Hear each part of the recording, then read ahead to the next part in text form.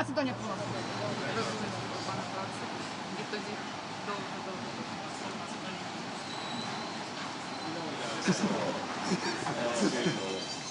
No, more people coming. Of course, it's a pleasure in delegation.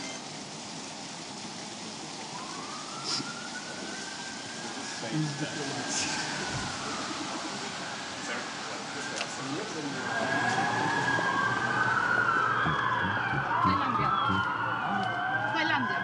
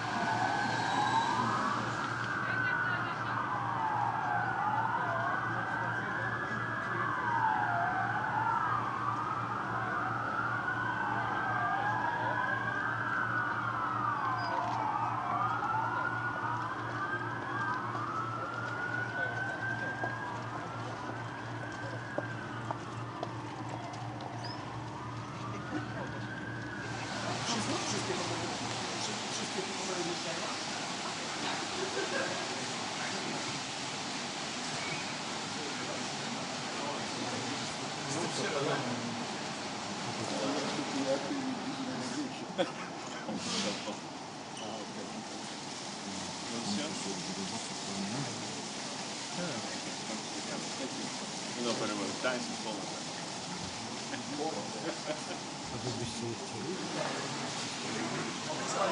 This last test.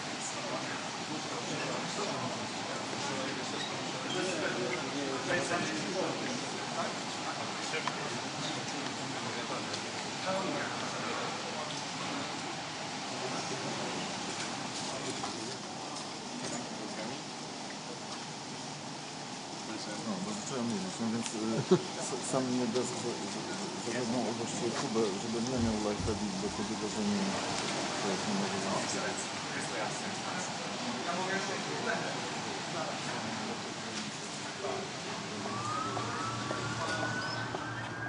Nowa Zelandia. Masz tu tylko, powiedział mi Adrian, że promiennie godziny tutaj poszły.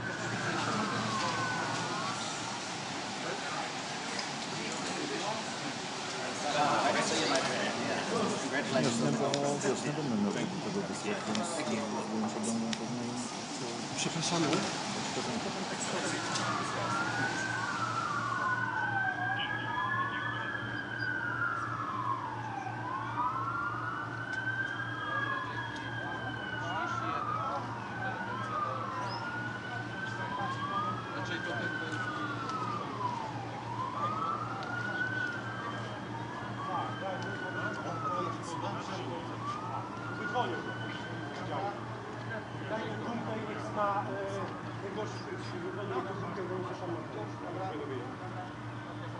Słuchaj, to się zatrzymujesz? Ja też. Nie zatrzymał, bo i tak czekam na nich.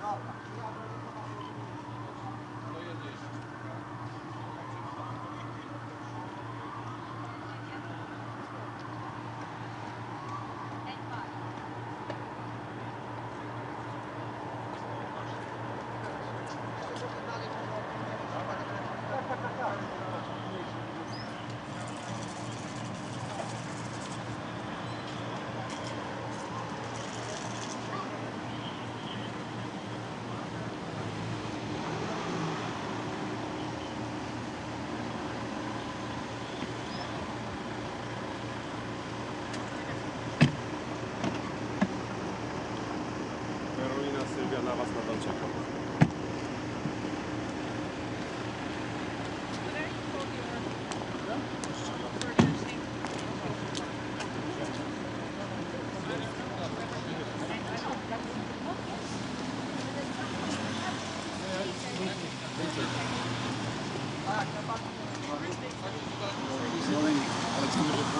UNDP.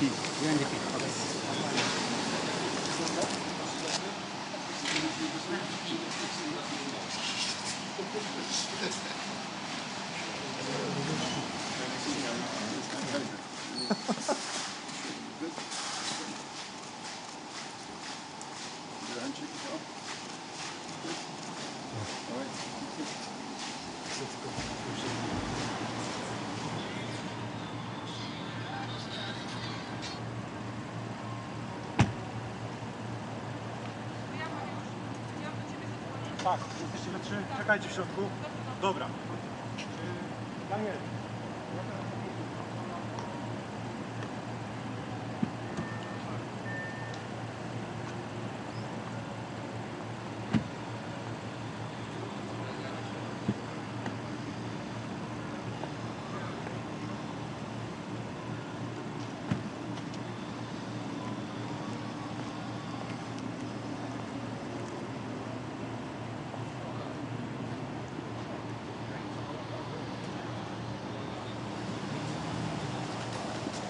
Morning, Mr. Lister. Morning.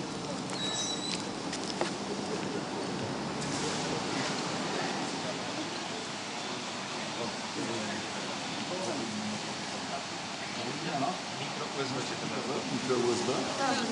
O, super. Fajnie, że Dobre rano. Dobre rano. Вітаю вас всіх з цим чудовим днем. Дякую вам. Дякую вам.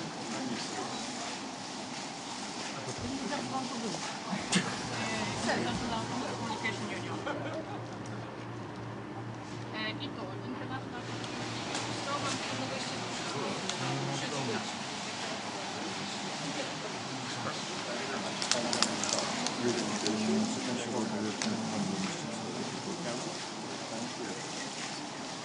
And even great weather here in Poland, so you know that. No, it's not complicated. But Gdansk,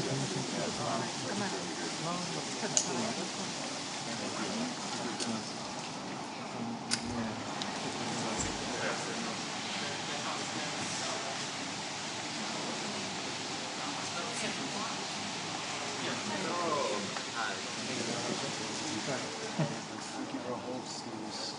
Just coming here. Change of visit.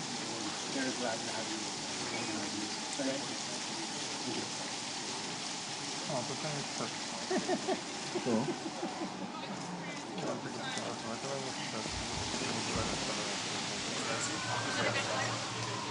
European Investment Bank. EIB, European Investment Bank. EIB.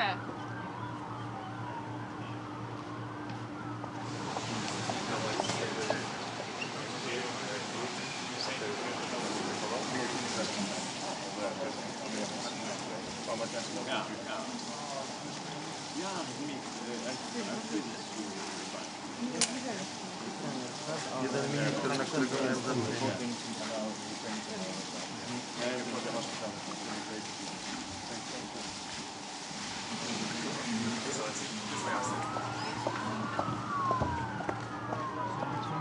Irina, Kowal.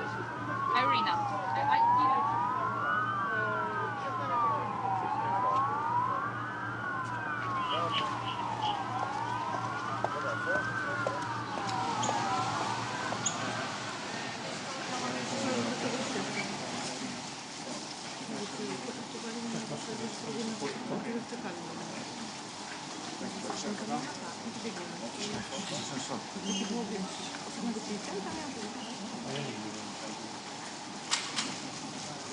Please, Rebecca.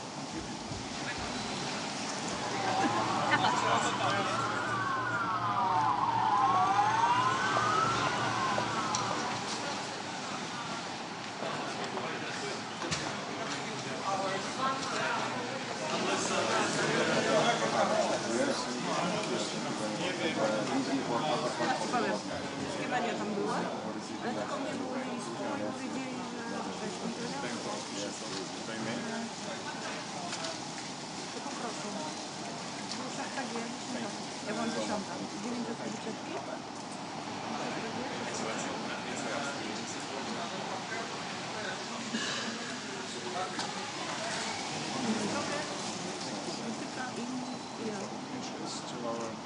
Nikt mnie nie zapytał, dlaczego mam aparat. Ja tego fotografuję, wiesz, na sukcesy też, nie? Bo chodzi o te palce chwałe. No koniec się dowiedziałam, jak się już tak zapytałam, o co chodzi. Tak się dowiedziałam, że gdzieś z męsy.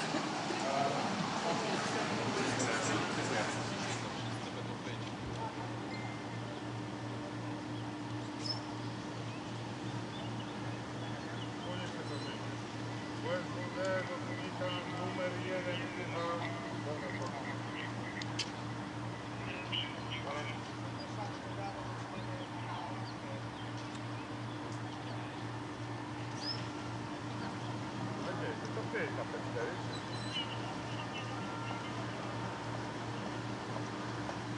nawet nie może poważnie. Paul. Thank you. Hello. A, ty... Paul.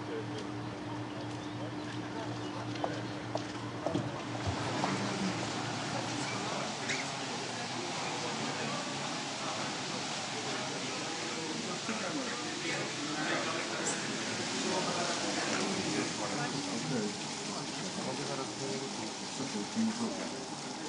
teraz nie wiem, czy jest współpraca, no nie chcę tak robić. Tylko, że wiecie, bo będzie później, będzie dalej.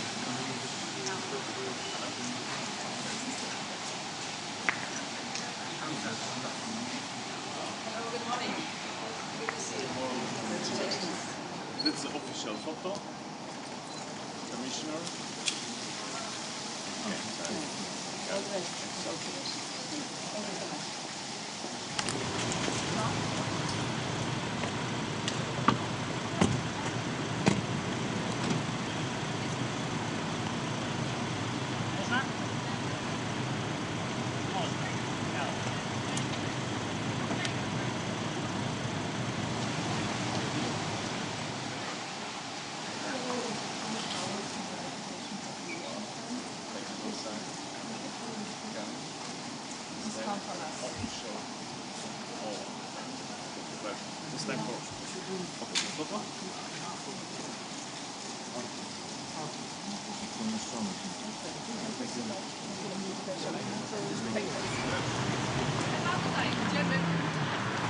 Sorry, on the left.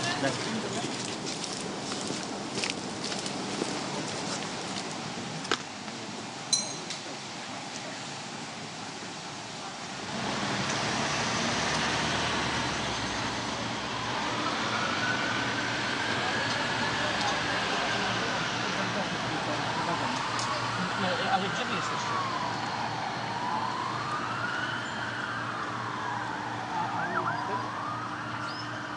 A nie wyjechał jeszcze.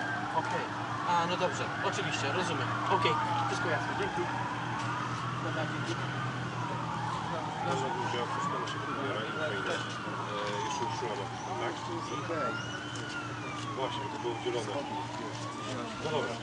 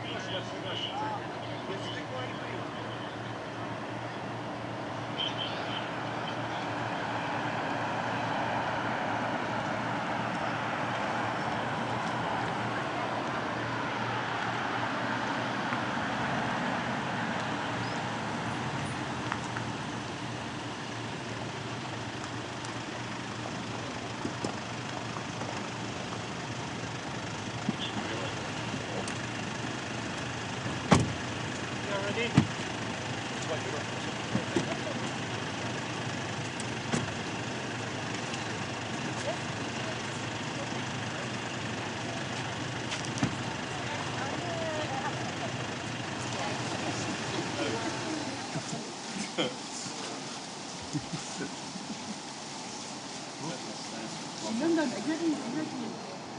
I remember the discussion. I will give it to you. Co ja, Łukasz, poszedłem do mojego naczka. Okay, the delegation over here. Delegation members over here. Ah, Yes, yes.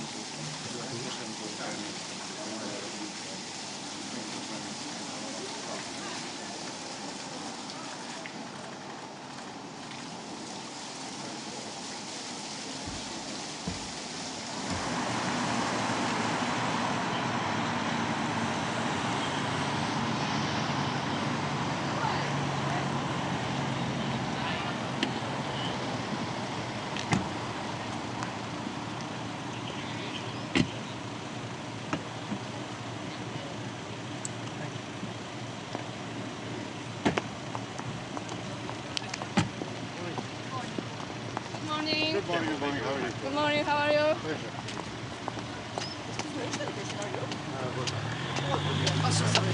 Bank Światowy. How are you? Bank Światowy. Bank Światowy.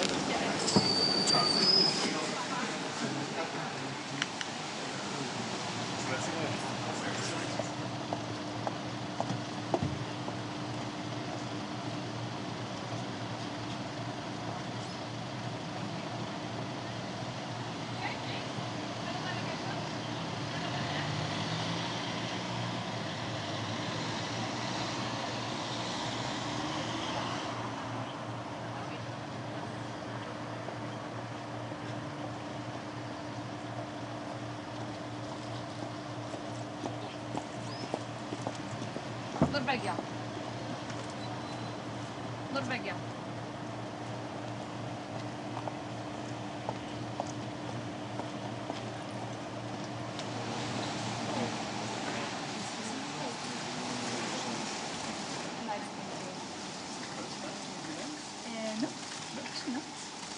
No, dziękuję Pani. Słucham? Ważne, bo Łukasz podniósł aparat.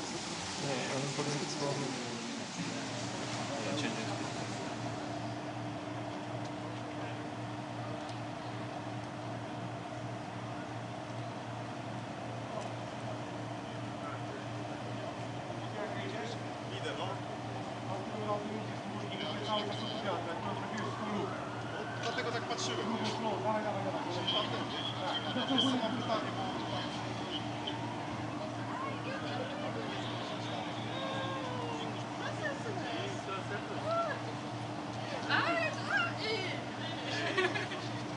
Daha iyi oldu.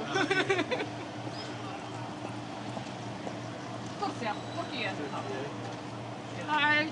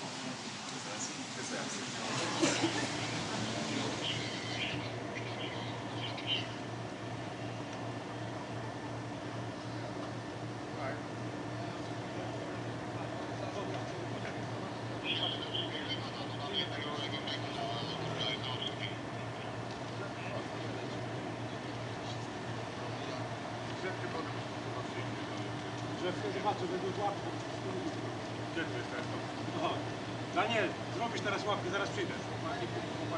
Jak będzie?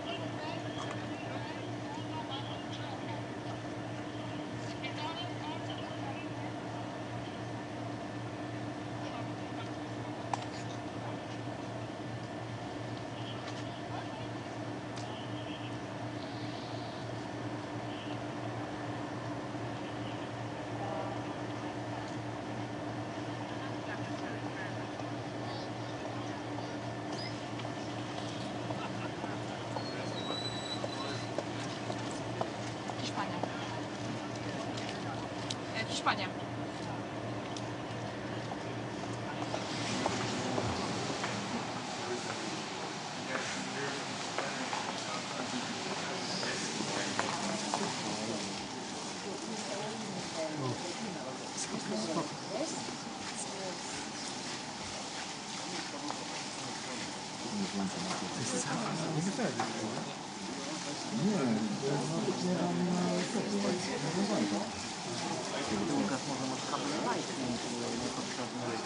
Po co ci ten kabel jest? Ale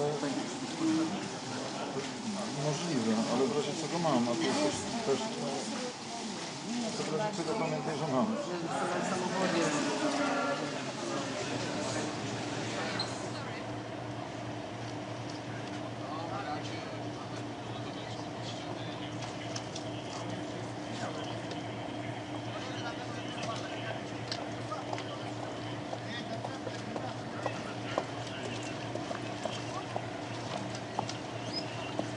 Luksemburg.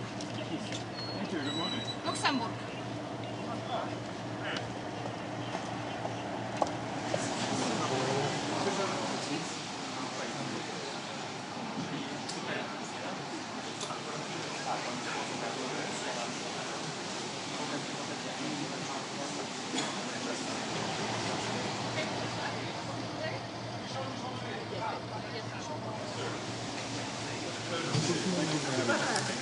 And greetings from the Ministry.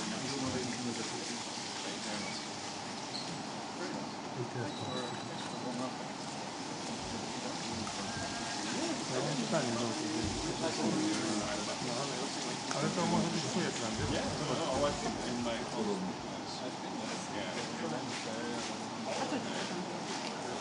Moran. O.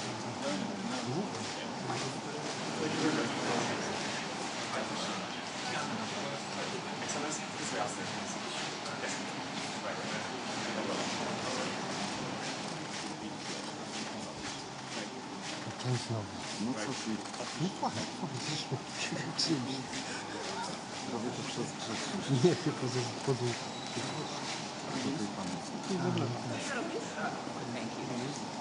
Ale to miało być specjalne.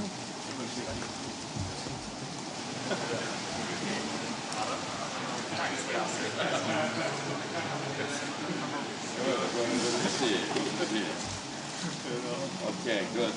Everything is okay? Yes, of course. Under control? Good. Good, good, good. Thank you. Official photo. Official photo, yeah. Okay, okay, okay. Well known in Poland. But for me, it could be the first official photo with you. Good. Okay, thanks a lot. So see you around. Yeah, good. This way upstairs.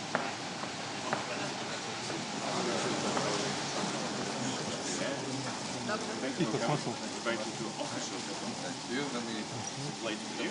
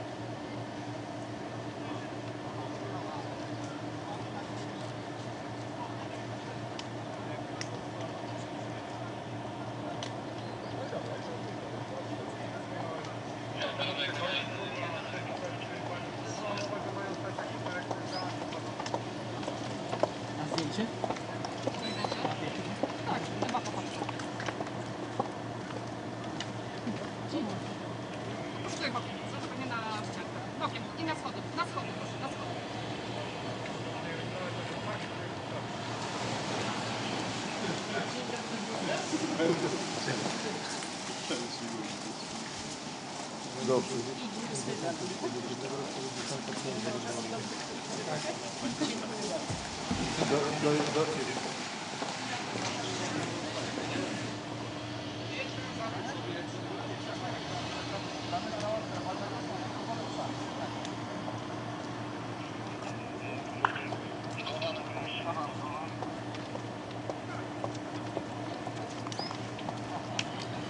Serbia.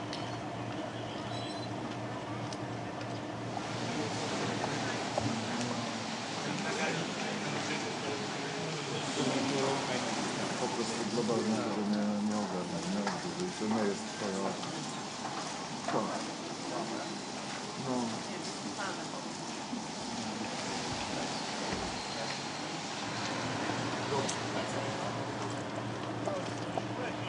Miga to jest walczy. Miga.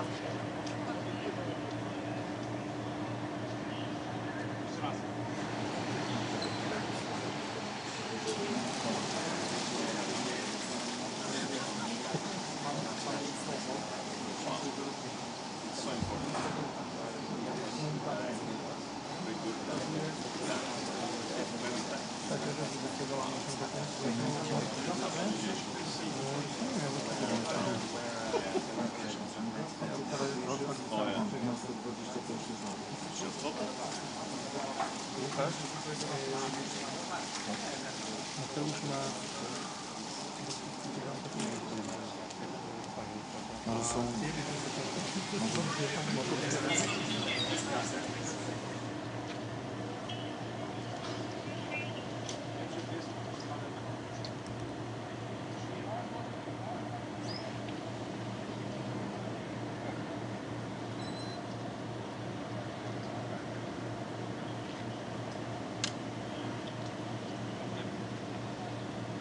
Daniel, muszę na chwilę do pojedynczych.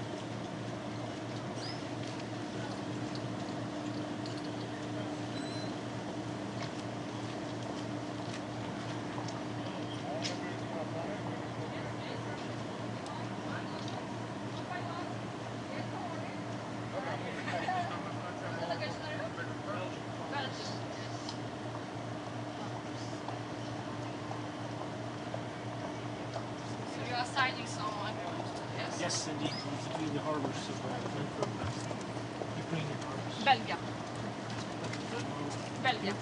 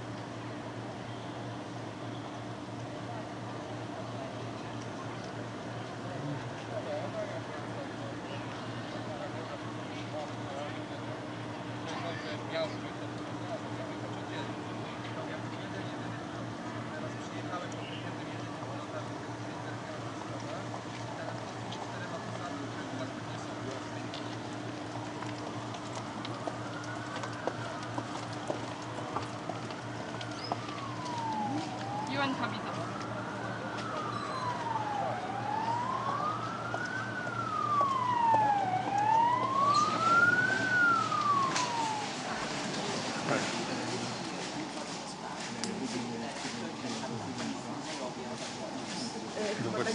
No właśnie się zastanawiam, jak on to ogarnął. Powiem więcej, nie chcieli za bardzo do mnie powiedzieć. Jakbyś ściągnął ten...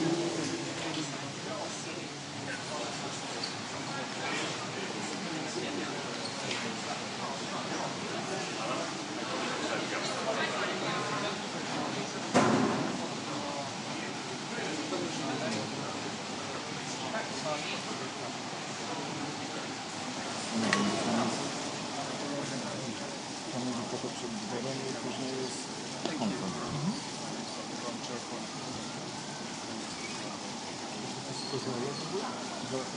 Wiesz, że są takie fakta, inne wydarzenia. Zrobię taką galeryjkę do... Kompletnie inne wydarzenia.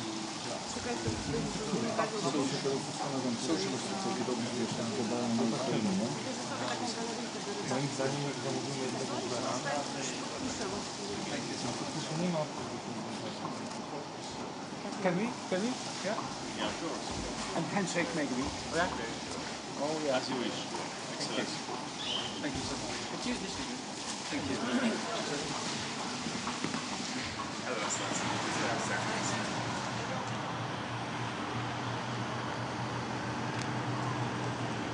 Bosnia. Macie godzinę, tak? Na pewno? Na pewno.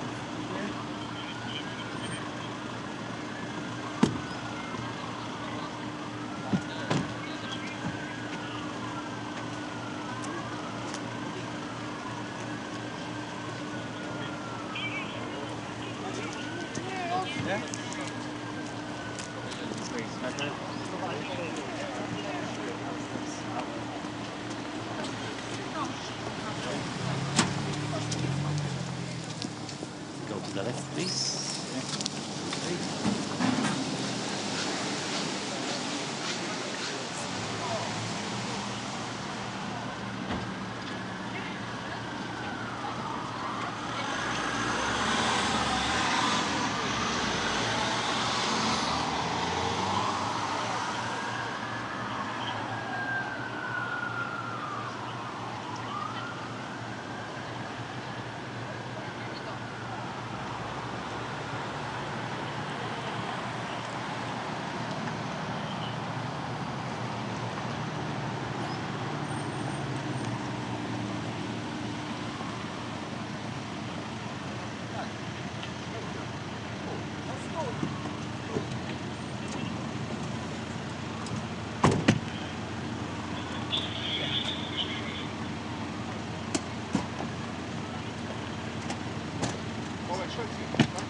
Tak, lecam na siebie.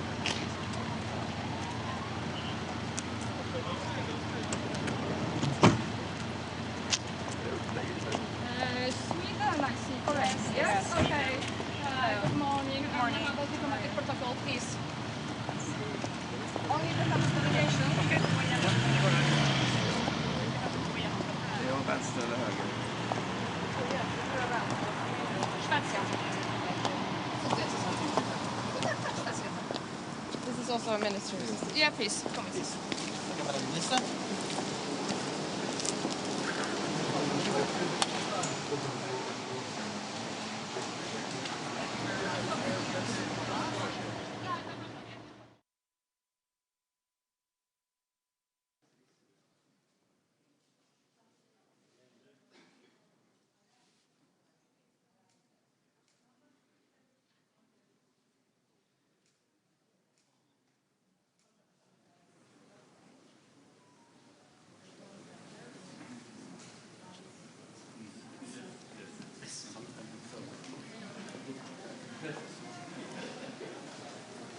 Lepiej.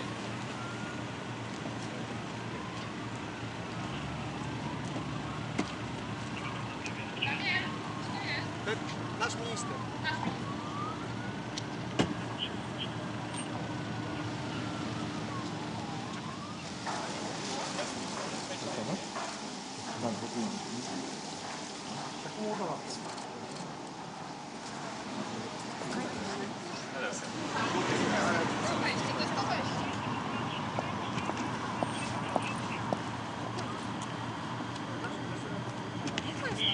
Konrad, to jest nasz minister.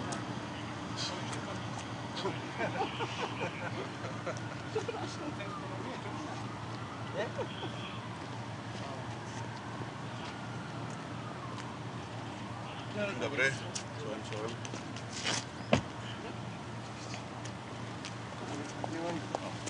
Azer ma dziś urodziny, zaczynamy od niego. Nie idziemy na zdjęcie, od razu idziemy do salę. Czołem.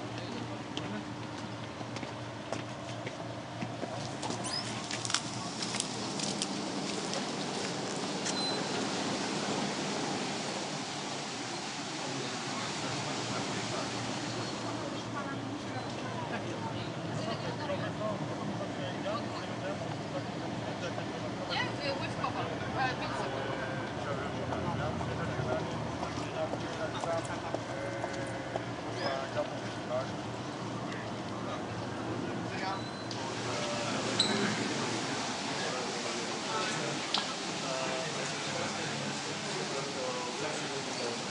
Aha. Zmiana teraz. Dzień dobry. Dzień dobry.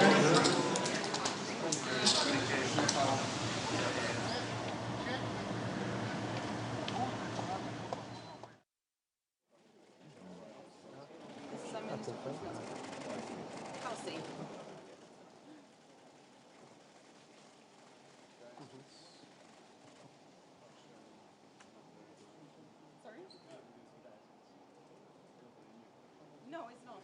I sort of commute to Poland, so...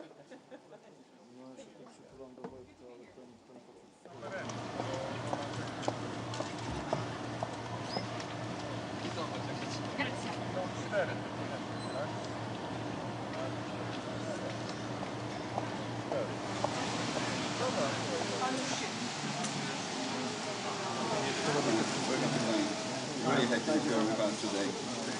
Tak, wiem. Wiem. W ogóle ja to zrobiłem po pilocie. Ale ja...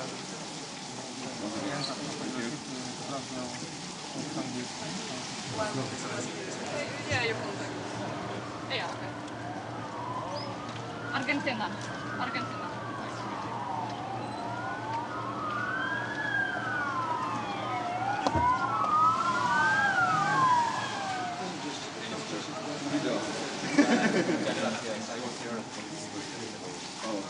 Yeah, you were there. Happy that you managed to be here and want to congratulate you on your performance in work. You are doing really great. Muchas suerte. Official photo.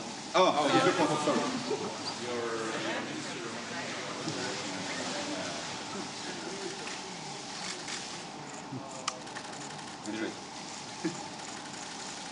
Good. Have a great day. Proszę tutaj, tak schodami i na lewo. Our pleasure. You made it really fast.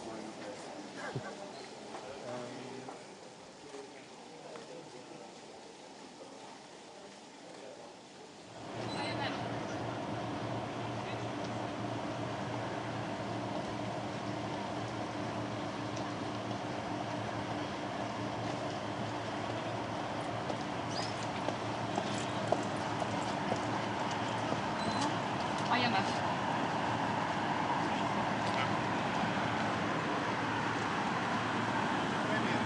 Który?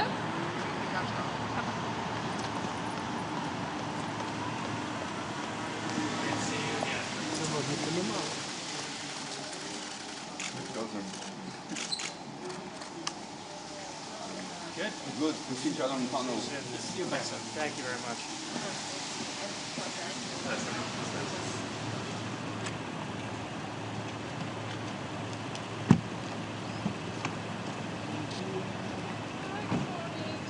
Dobry. Jest? Teraz 25 minut.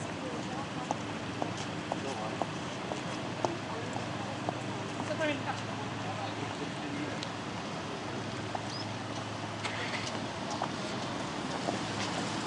Co to jest kaczka?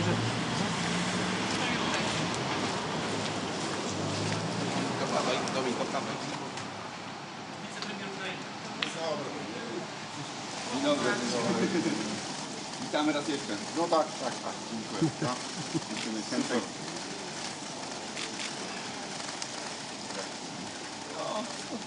To będzie Dużo. do zobaczenia.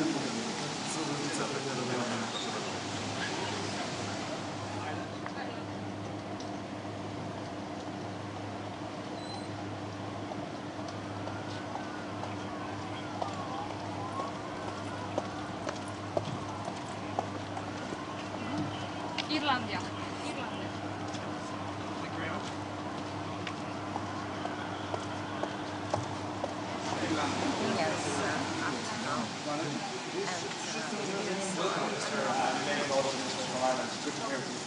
Welcome to Gdansk.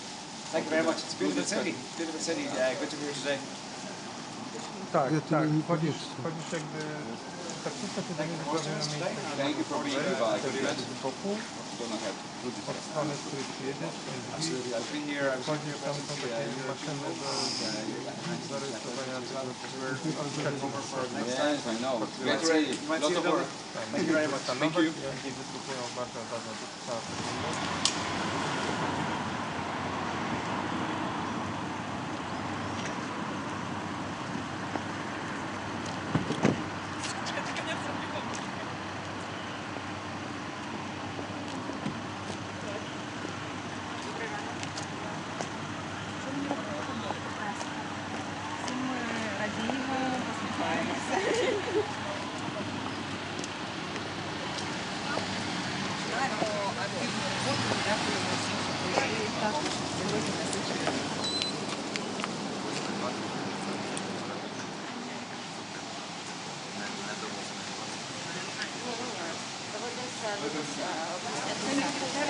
Thank you for being here. I don't know what the students to be, but we have to have so thank you for the today. I know we are contact with Yes, we are. Bardziej pisze? No.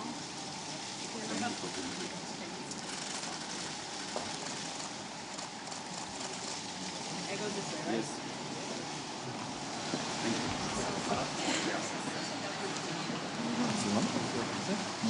Ale Nie, no ja spokojnie rzeczy. Nie mam. Poczekaj chwilę jeszcze, poczekaj, niech przyjdzie. O, teraz.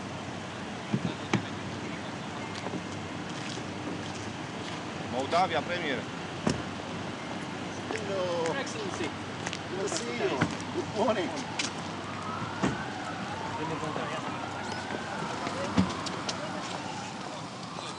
Very sunny day. Indeed, very warm too. Hello. Please, How are you?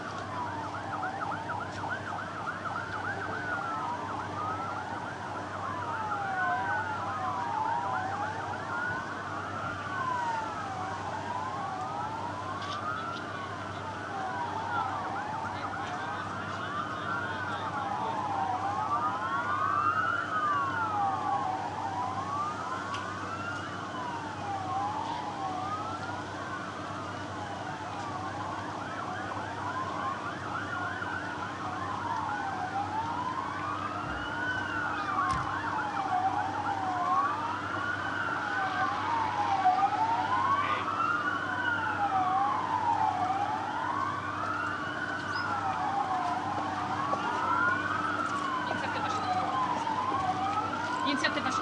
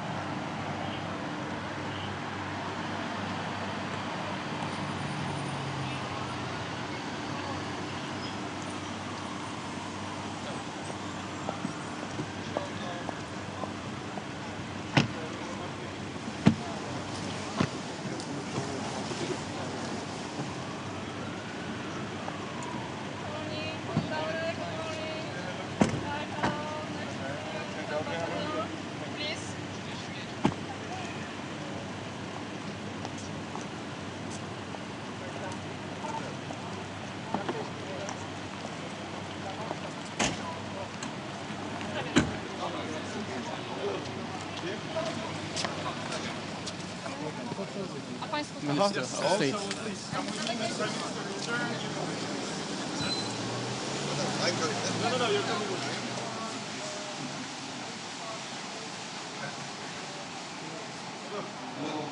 Welcome to Gdansk. Really happy that you are here and going to have very good discussion. Estonia. To w sumie niewielka pomoc. Są bardzo podobne. No właśnie nie wyglądał na... I can only imagine.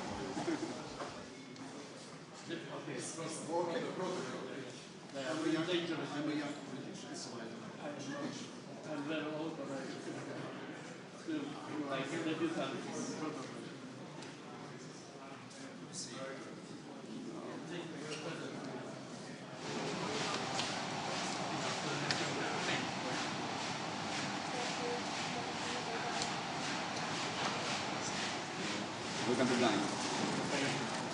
Thank you for being with us.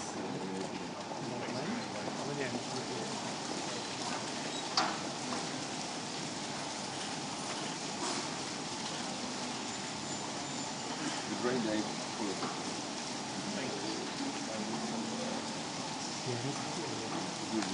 good day. Thank you.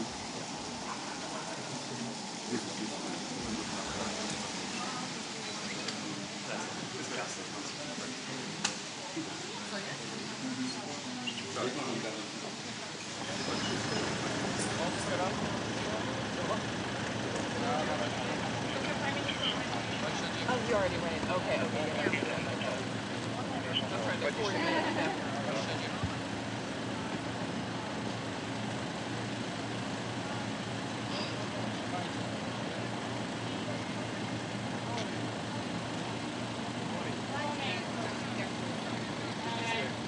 We have the minister of finance.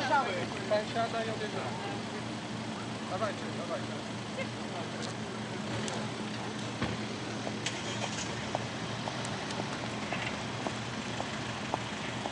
Estonia, minister statek.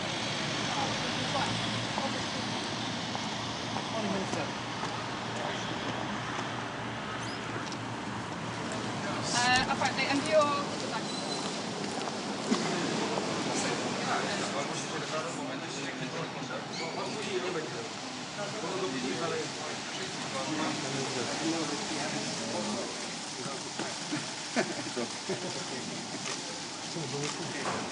Happy that you're here and next one in Estonia. Yes.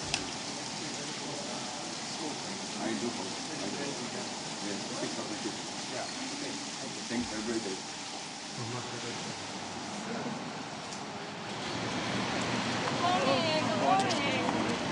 Hi. Azerbaijan. Lithuania.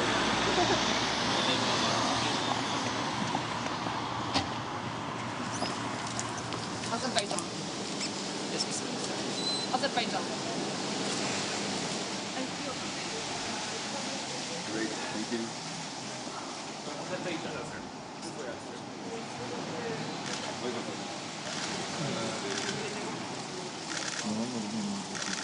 Tylko tak jest. Great.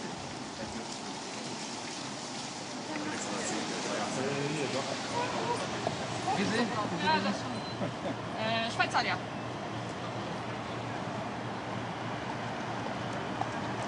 Tak.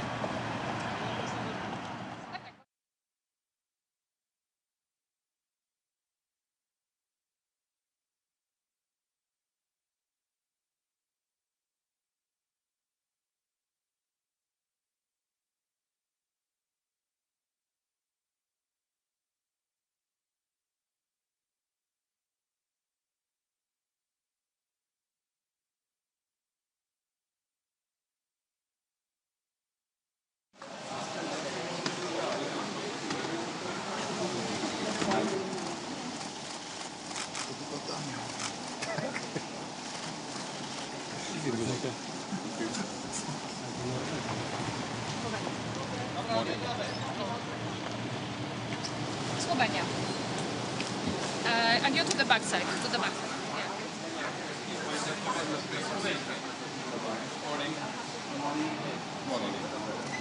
welcome to Gdansk. Thank you very much. Have a good day here. Take pictures.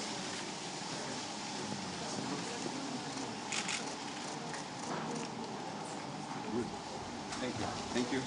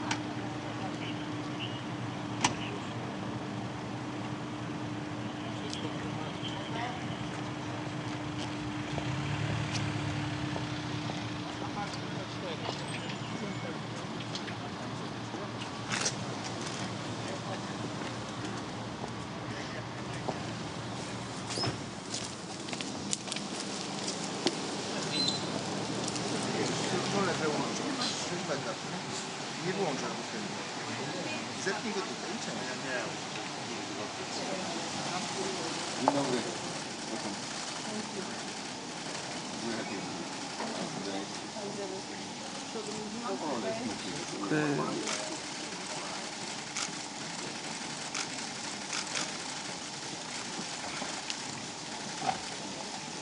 Dziękuję.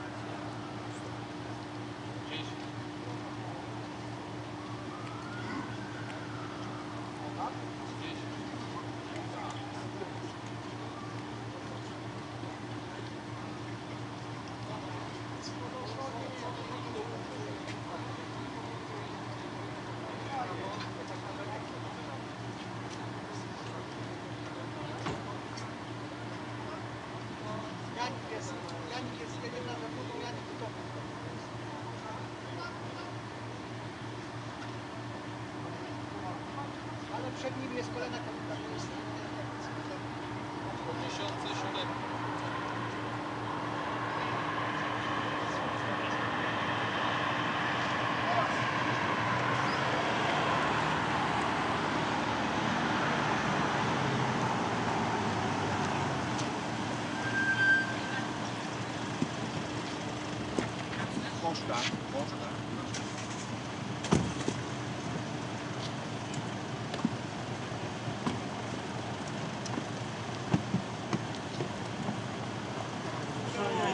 Morning. Good to see you. How are you? Fine?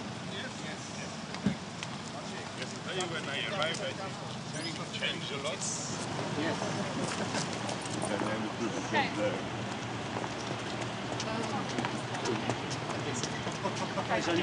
Only for the delegation. The delegation members over there. Delegation members over there. Please go back.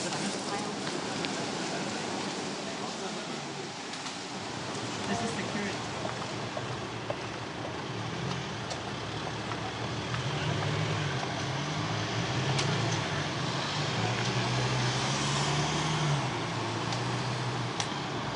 On będzie witany później przez szefa, tak? Tak. A nie poszedł do Gdańska teraz? Nie, proszę.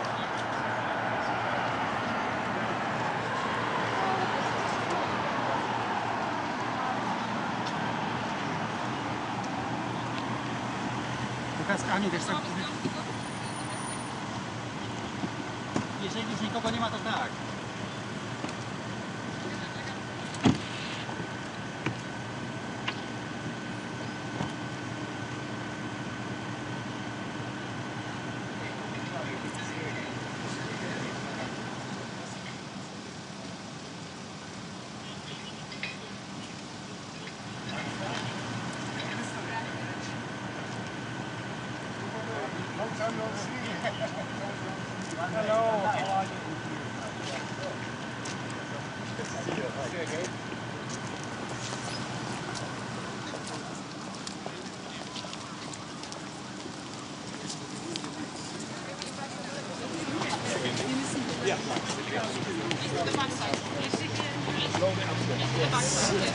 It's to the left. Go to the left, please.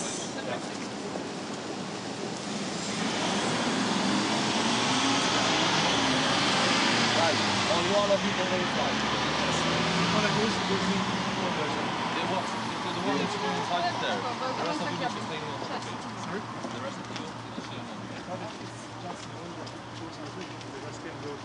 Yes, there. Great building. Yeah, that's what we do.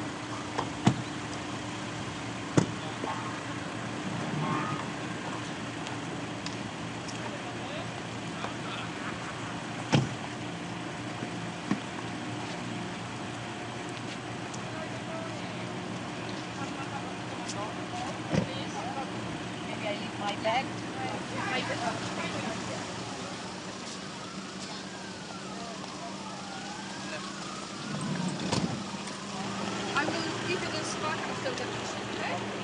This is Minister of Finance.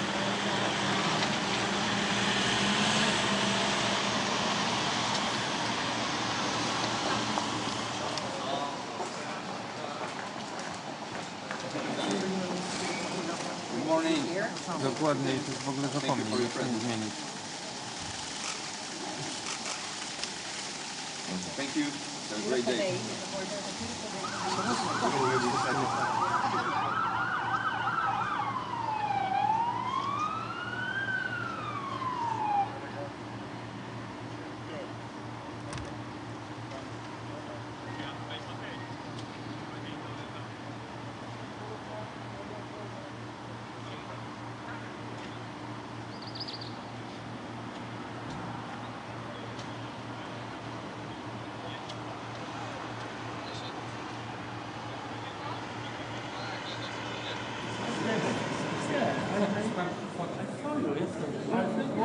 It was you.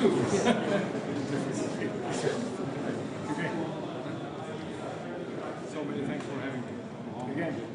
No, it's a great pleasure. Yeah.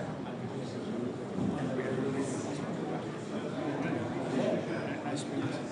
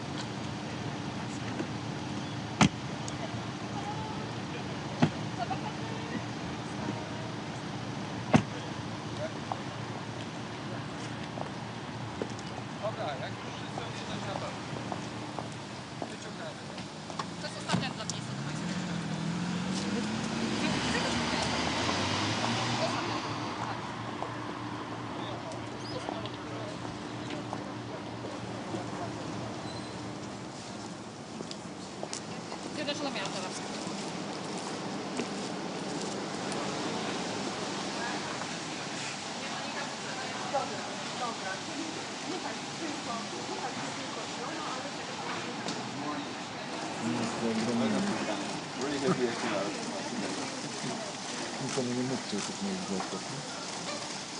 Ja nagrywam. Thank you for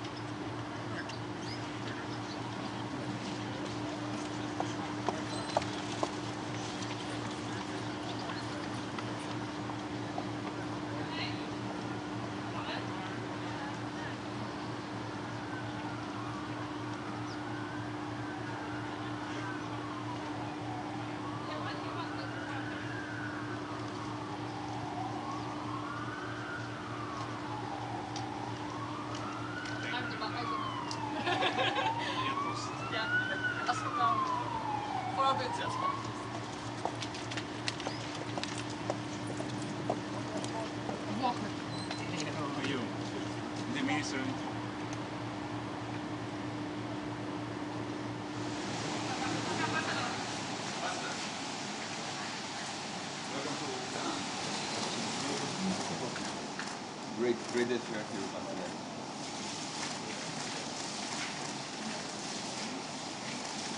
A great day and not important. Myślę, że to jest ważny aparat, że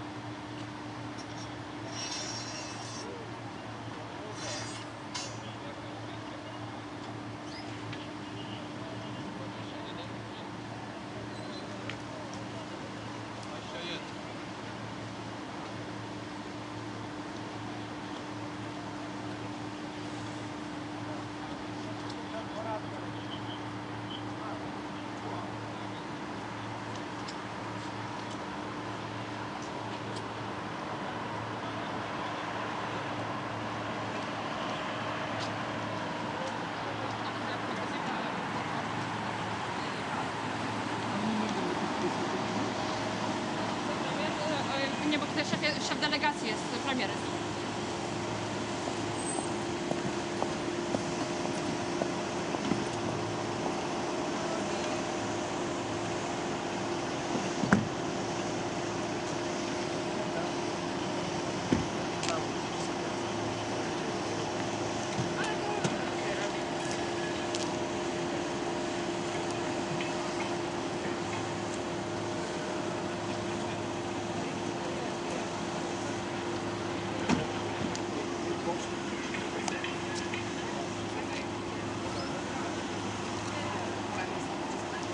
Dobry.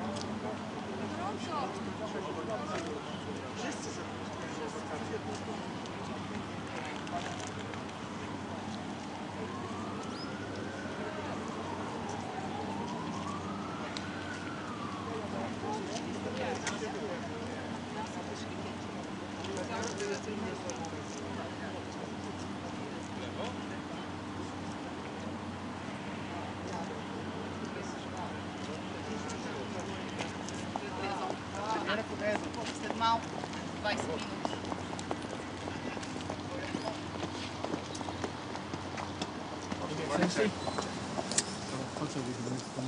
Bułgaria wicepremier.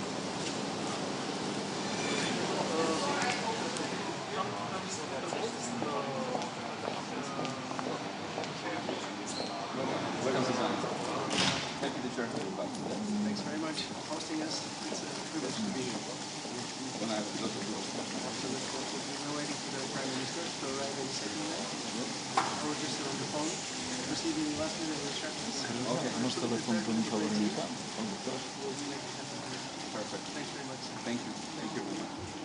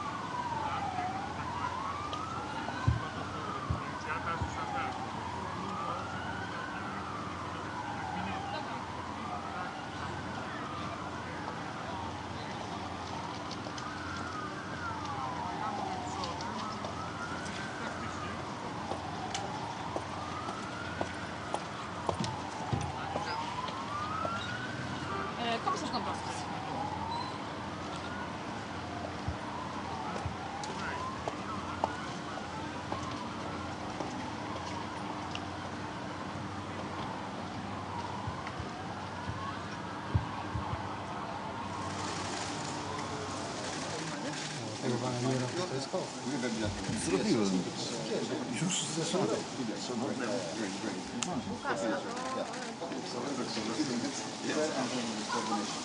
Radio on tak puści? Ale gdzie ono jest? Ono nie jest 9:30, nie ma opcji. Ale wejście. 23 już jest. Ale o 9:30 powitania. Tak. Jeszcze chwilę będą o 9:30. Ale oni muszą tam. I na grup, nie chcę rozmawiać.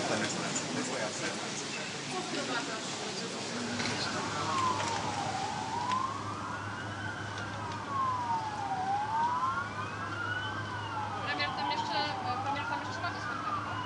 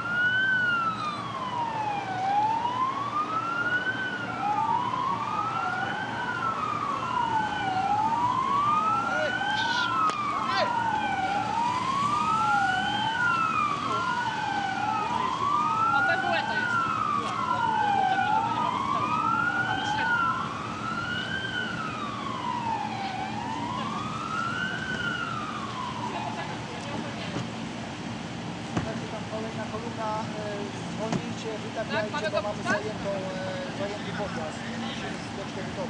Wytapiamy. Długo jeszcze? Poczekaj, bo siedzimy w samochodzie. Możesz przedłużyć tam, żeby wytapiali?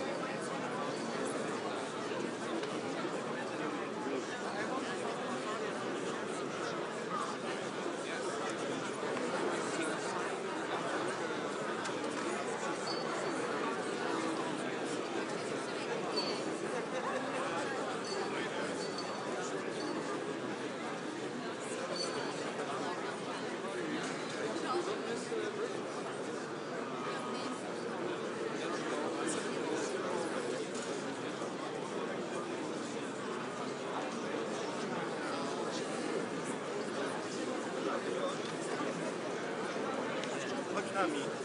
Chodź.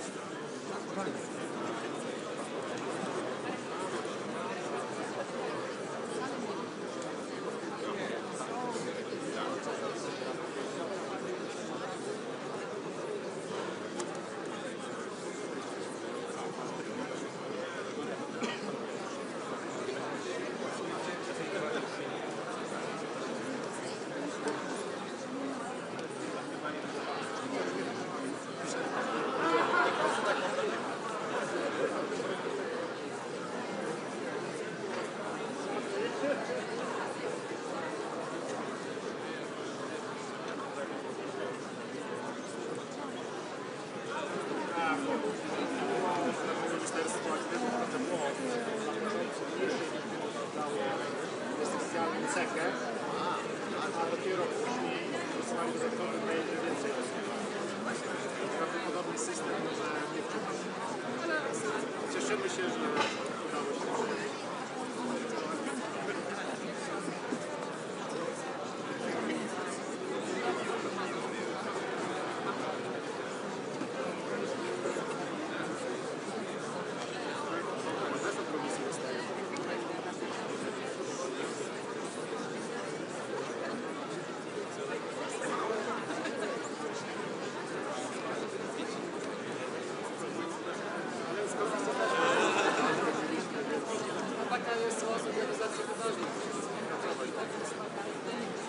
Wydarzenie jest na tyle skomplikowane, że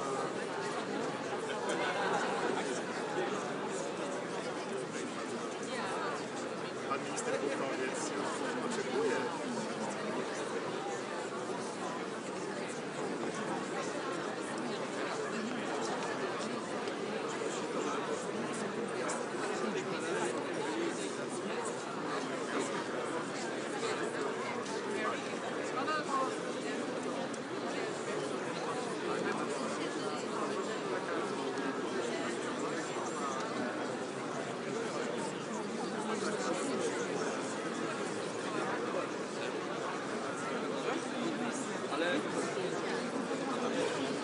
Udało się dojechać do tego problemu?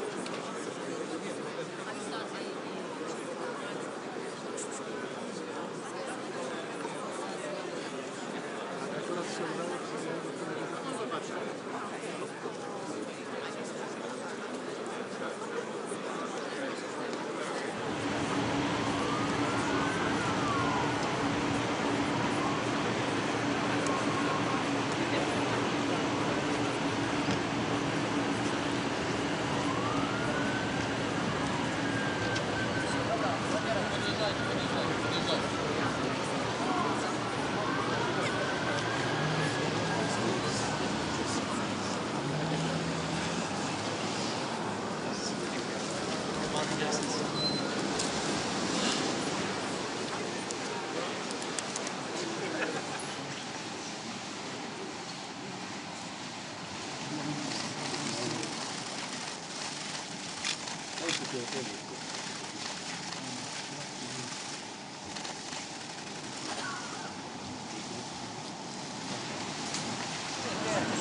Jeden zegarek. Można.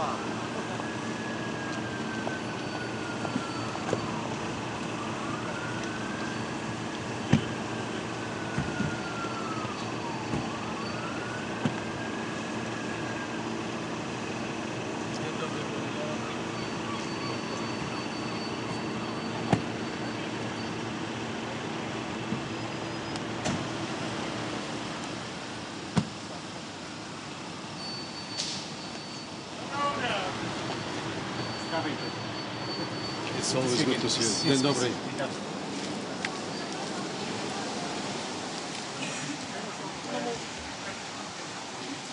Poszła Karolina właśnie, poszła Karolina, poszła, już wysłałam, bo jestem po drugiej stronie. No.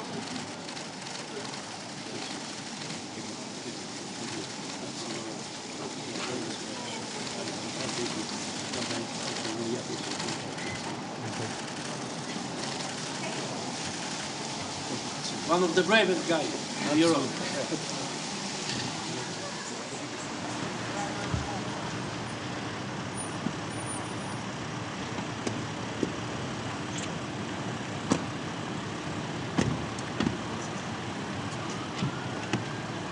I know, I know this is I was really with you.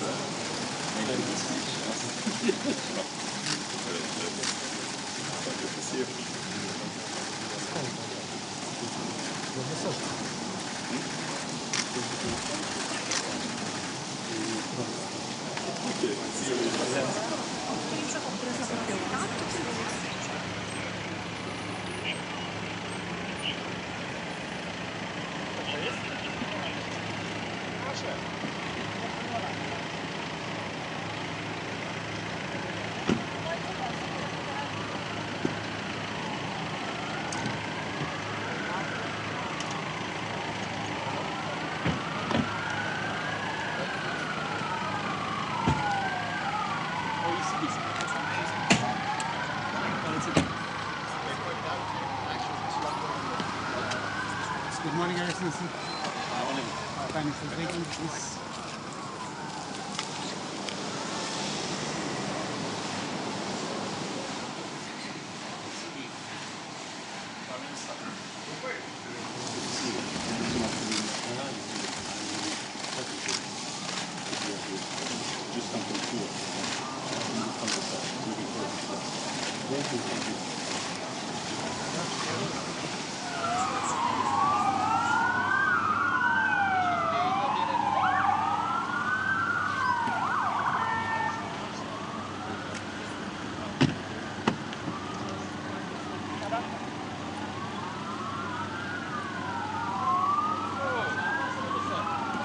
Everywhere in Poland, yes. Please, all events. Bitwa minister spraw zagranicznych. To witamy. Hello. Okay, hello, good to see you again. Yes, same here.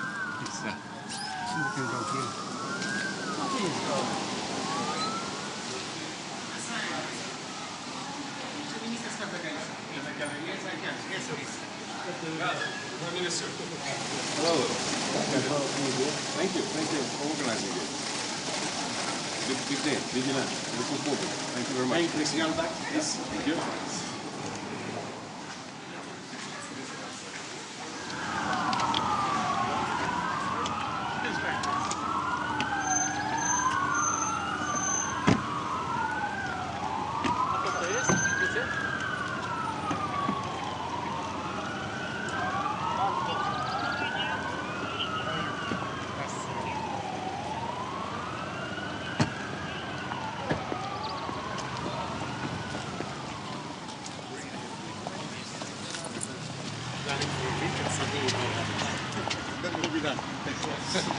And then you can go back to a normal life. In another row now.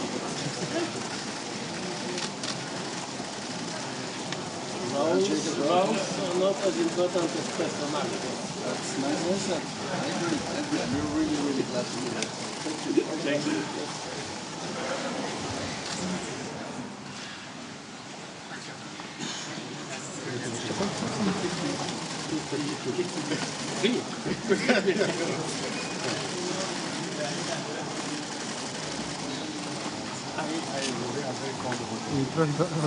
Trochę niżej, ale nie wiem, czy teraz jest okej?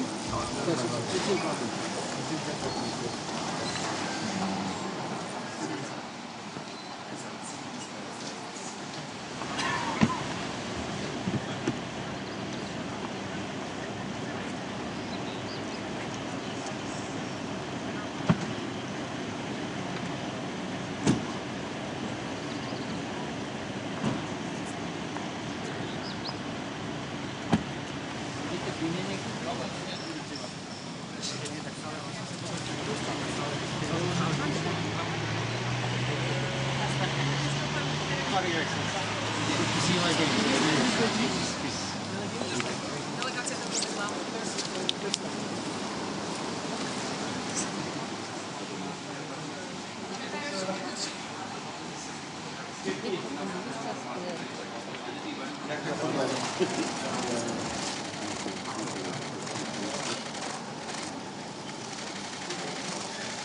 Wiesz, tylko dla tego. Faktycznie patrzę, znajdziemy jaką to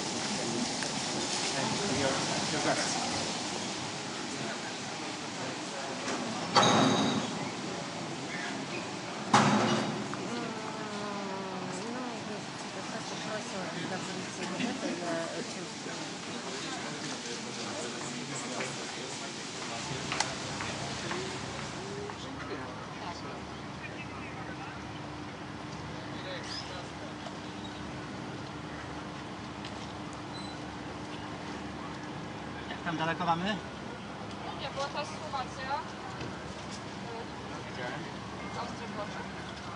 Już nie...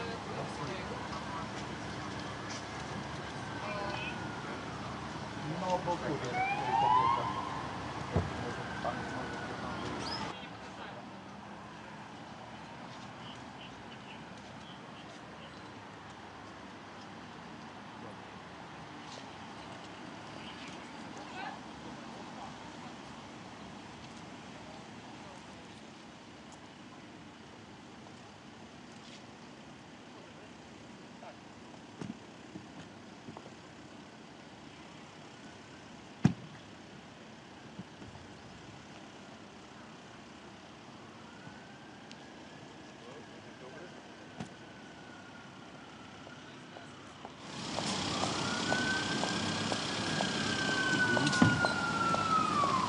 Good morning, Your Excellency. You are from? You are from?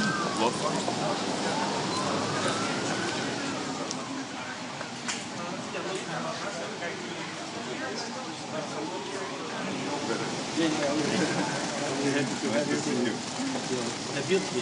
Yes. Obudził się. Nice to see you. Big country.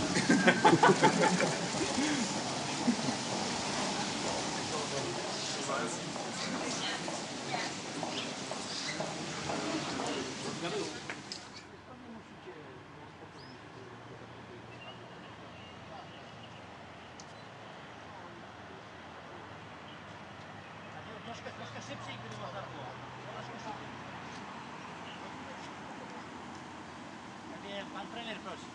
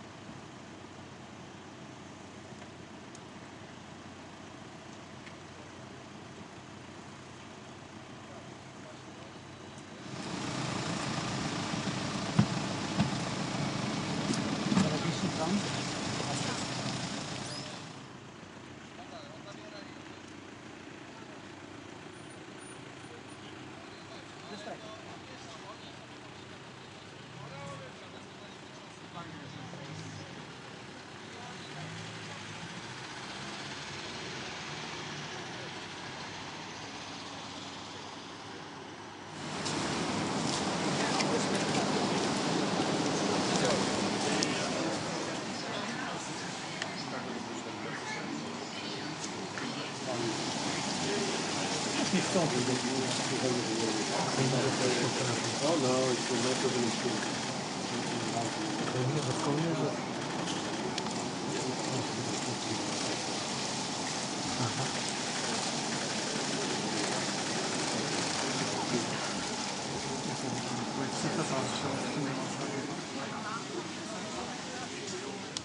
Nie mam jak napisać, to wy macie kierowców.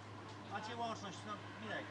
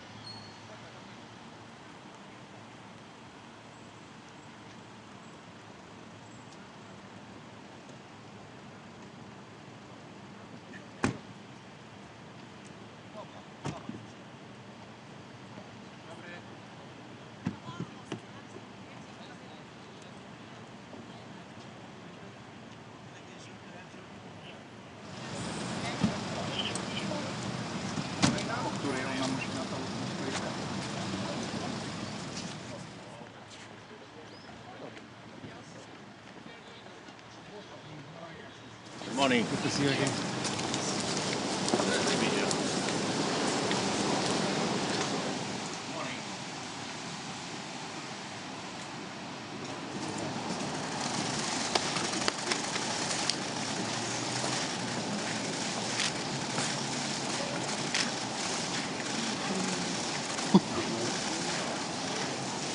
Myślałem, że mi coś w aparacie zacięło. A tyle się udało.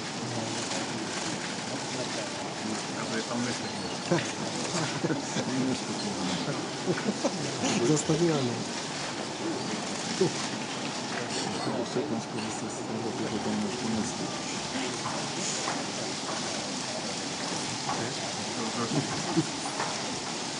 Najpierw stopić się.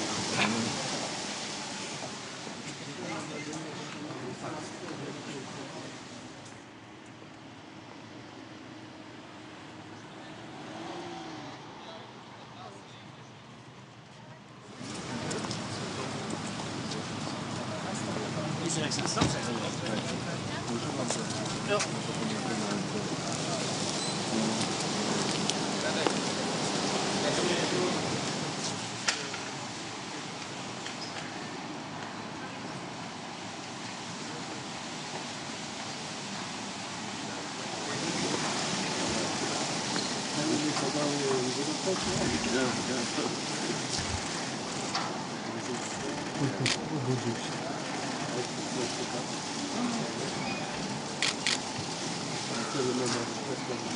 Mogę przesunąć.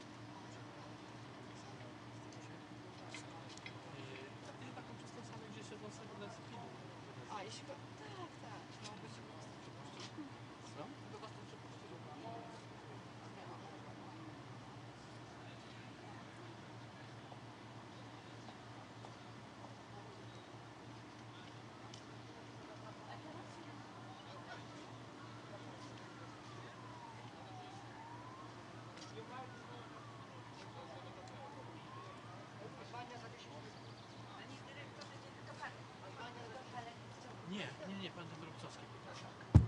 Aha, no to... Aha, no to ja to widziałam tam. Na górze ja szukałem toalety, czy albo były zaplombowane, albo nie działały. To może już działają, ale jak się... Wtedy oni zaplomowali, tak, są tam, że tak. Chyba jeszcze nam widzisz, jak podjeżdżają. Tak. Szanowni Państwo, uprzejmie prosimy o zajmowanie miejsc.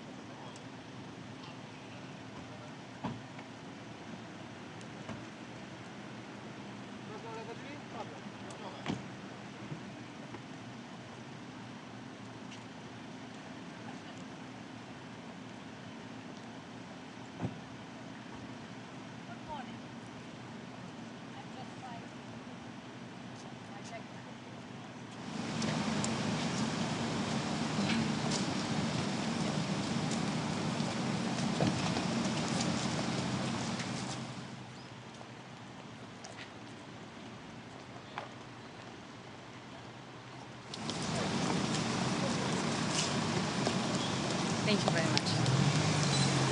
You want to try them? Yes.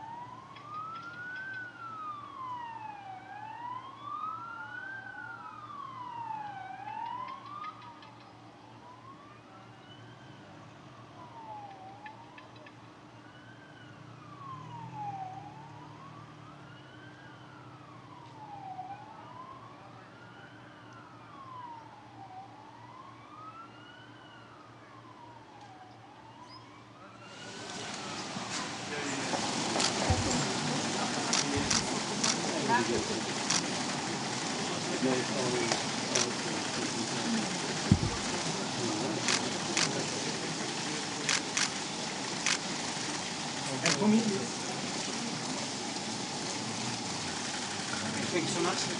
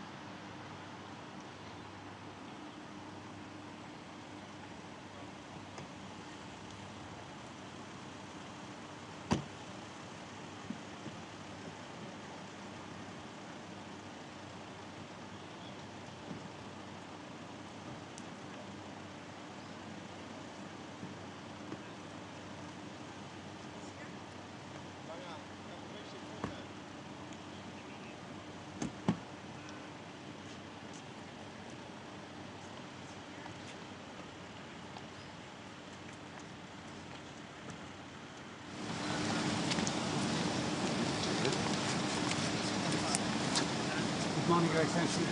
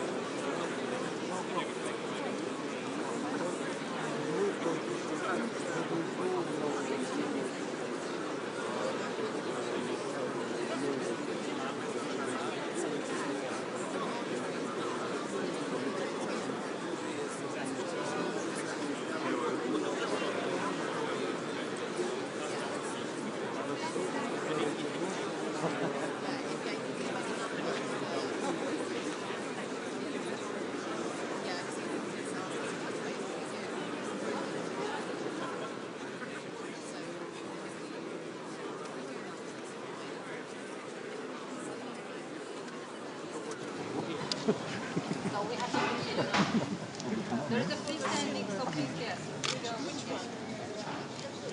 Three rows.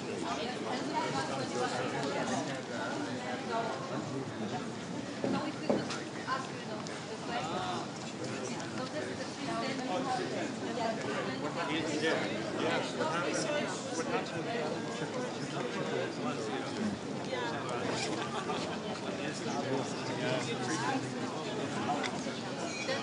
There is no grass. This is just having a new reception.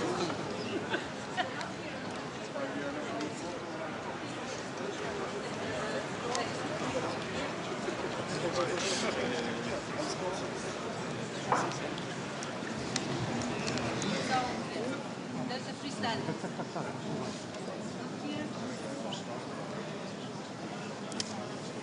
Freestanding, yes.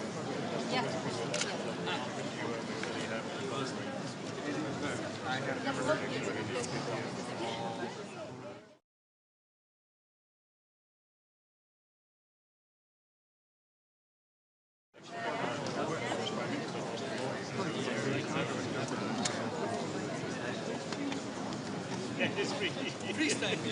Freestanding.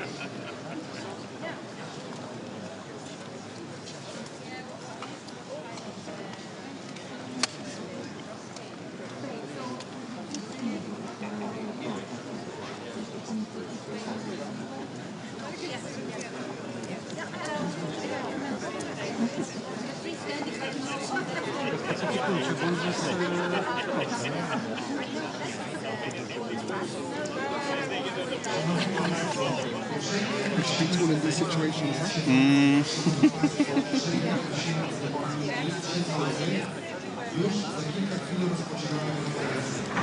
Ladies and gentlemen, please take your seats. Ladies and gentlemen, please take your seats. We are about to begin the conference very, very soon. Thank you.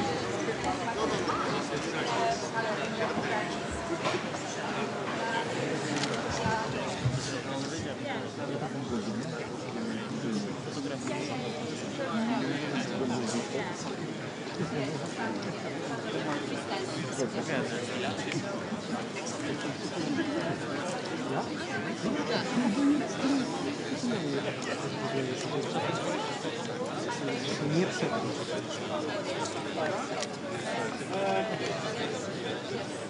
Excuse me, the last floor. Please move this way, okay?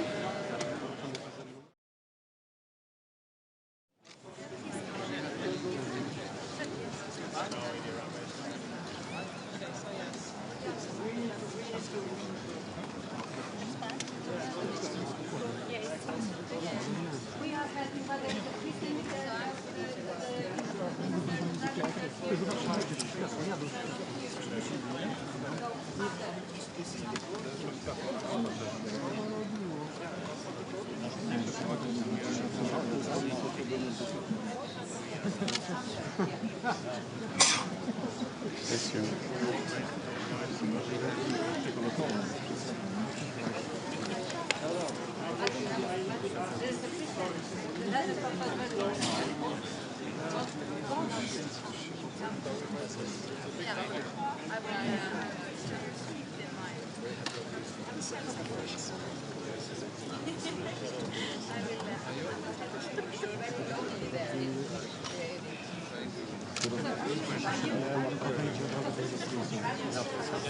I'm the bodyguard. It's the Prime Minister of Albania.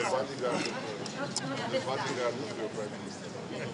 No, I don't move. I wait for my Prime Minister.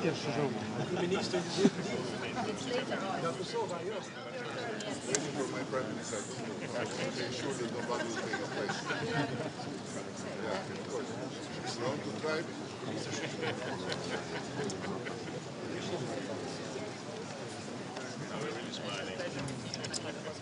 You could come over here because the main delegation is coming down here, the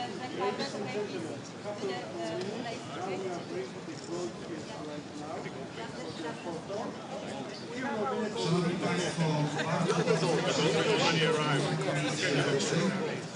Szanowni Państwo, uprzejmie prosimy o zajmowanie miejsc siedzących się, za chwilę rozpoczynamy konferencję. Nie będziemy mogli tego zrobić, jeśli nie zajmą Państwo miejsc. Ladies and gentlemen, please take your seats. Ladies and gentlemen, please take your seats. We are about to begin the conference, however we cannot start it unless you take your seat. Thank you. How are you?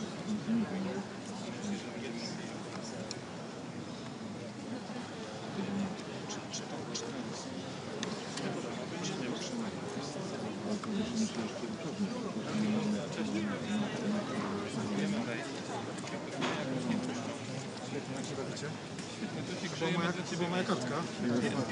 Jest, fajnie.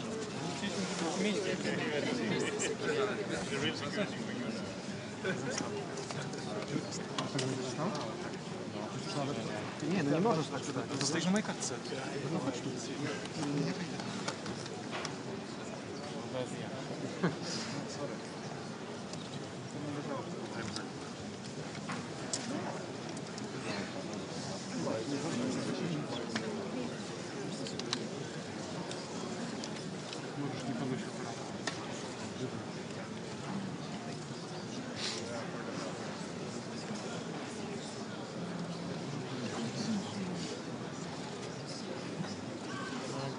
Ale nie zrobię ci to, że sobie przykład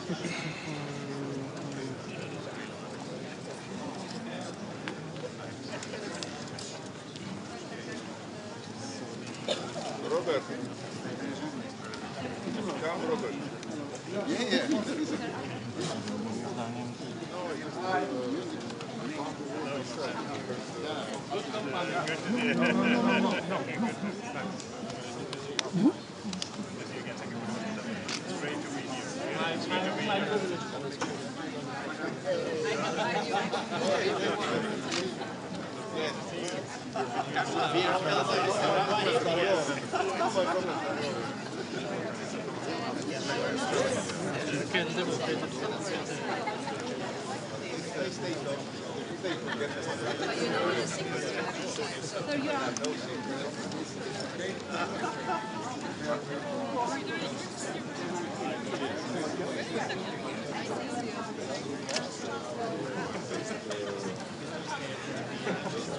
Oh, in a good neighbor.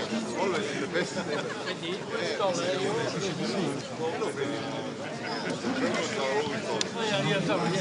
Po raz kolejny prosimy Państwa o zajmowanie miejsc siedzących. Szanowni Państwo, prosimy o zajmowanie miejsc siedzących. Ladies and gentlemen, please take your seats. This is final call. Ladies and gentlemen, please take your seats. We are about to begin the conference very soon. Szanowni Państwo, bardzo prosimy o zajmowanie miejsc siedzących. Już za kilka chwil rozpoczniemy konferencję, ale najpierw uprzejmie prosimy raz jeszcze o zajęcie miejsc siedzących.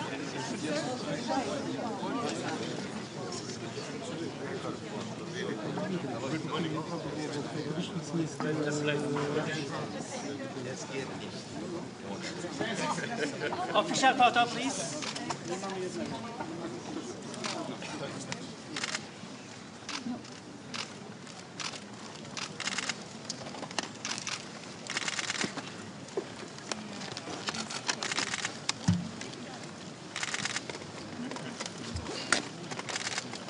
Thank you so much.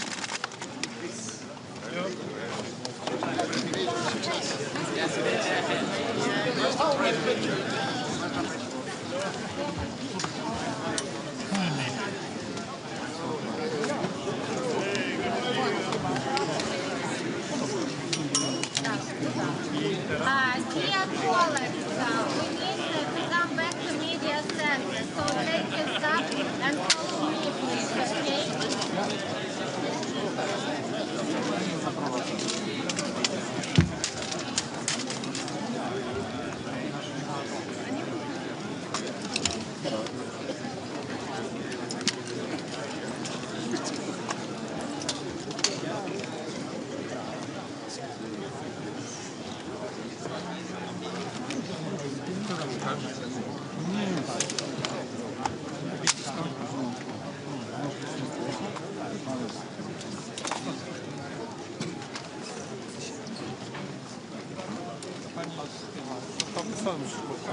To już wysoko, bo to nie ma sensu. Zobacz.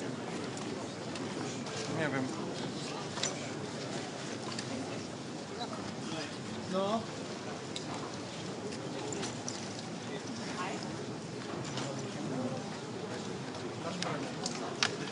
Szanowni Państwo, to jest nasza finalna prośba. Prosimy serdecznie o zajmowanie miejsc siedzących, bowiem bez tego nie będziemy mogli zacząć konferencji. Szanowni Państwo, to jest nasza finalna prośba. Prosimy o zajęcie miejsc siedzących, gdyż bez tego nie możemy zacząć konferencji. Ladies and gentlemen, this is final call. Please take your seats. Ladies and gentlemen, this is final call. Please take your seats. Unless you do that, we cannot start the conference. Thank you.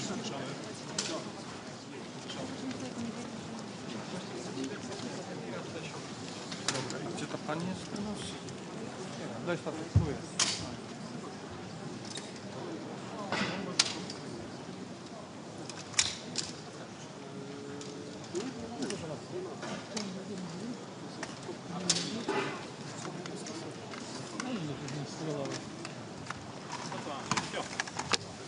A idziemy przed pani do Media Center, ja chyba sprzętu trochę zostawię, wiesz? Ty to wracasz, nie? Tak.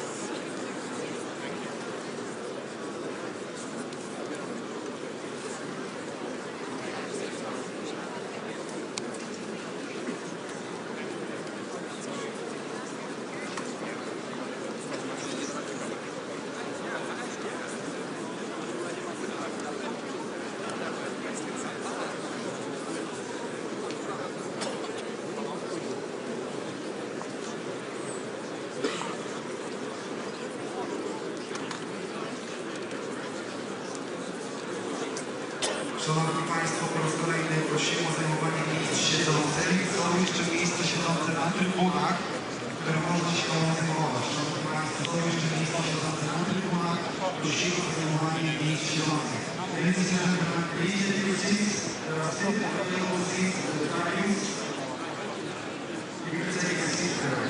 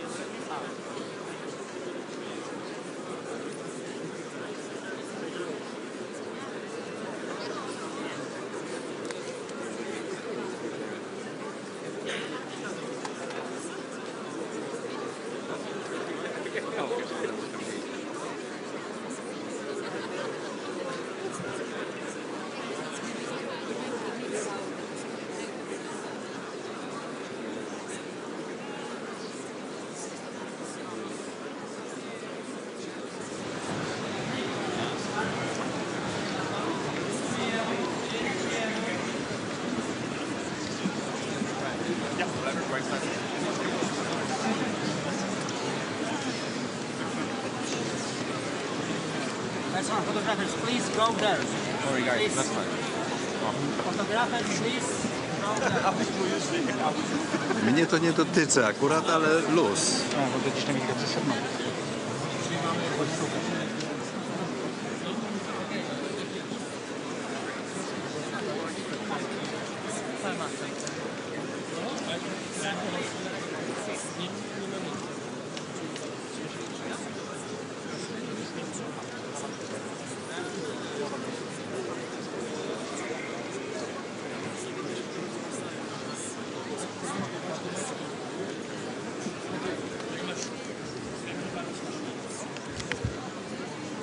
Państwo, uprzejmie po raz kolejny prosimy o zajmowanie miejsc siedzących.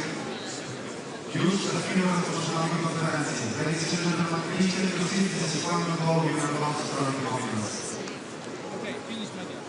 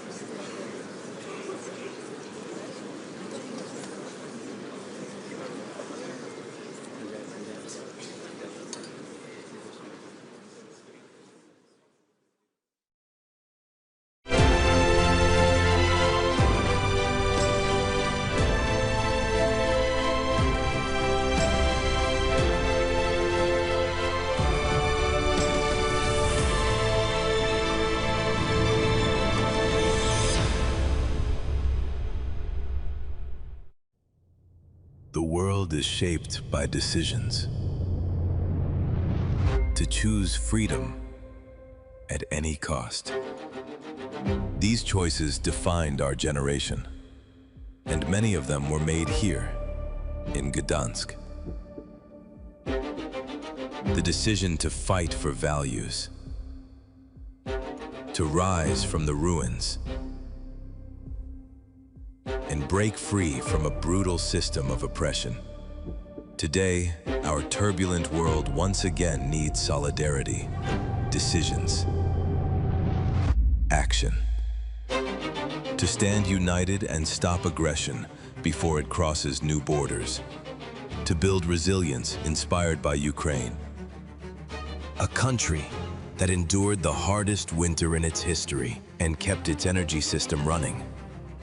A country developing battlefield and air defense innovations that are reshaping modern warfare. A country where businesses continue to operate against all odds. A country that rebuilds every day what has been destroyed. A country of people who choose freedom and European values. Ukraine is shaping a new global reality. Ukraine empowers security, the economy, and energy. To partner with Ukraine means investing in resilience and gaining unique experience. The world needs decisions. It needs action. It is time to make them once again, here in Gdansk. Partner with Ukraine. Shape the future. Ukraine empowers.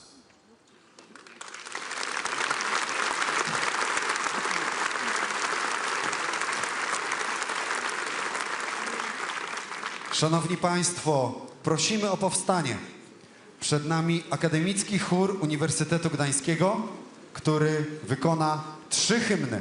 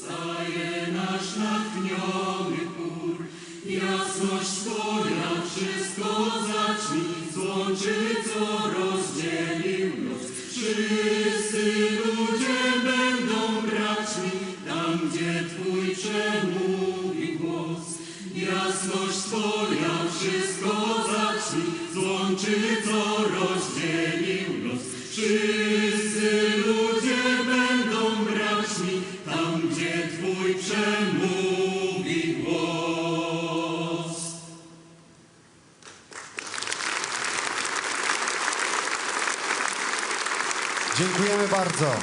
Wystąpił dla Państwa Akademicki Chór Uniwersytetu Gdańskiego.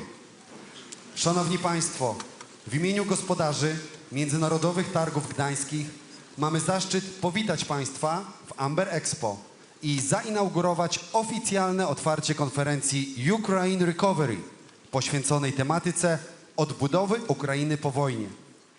Szanowni Państwo, czas, aby na scenie pojawił się prezes Rady Ministrów Donald Tusk. Panie premierze, zapraszamy.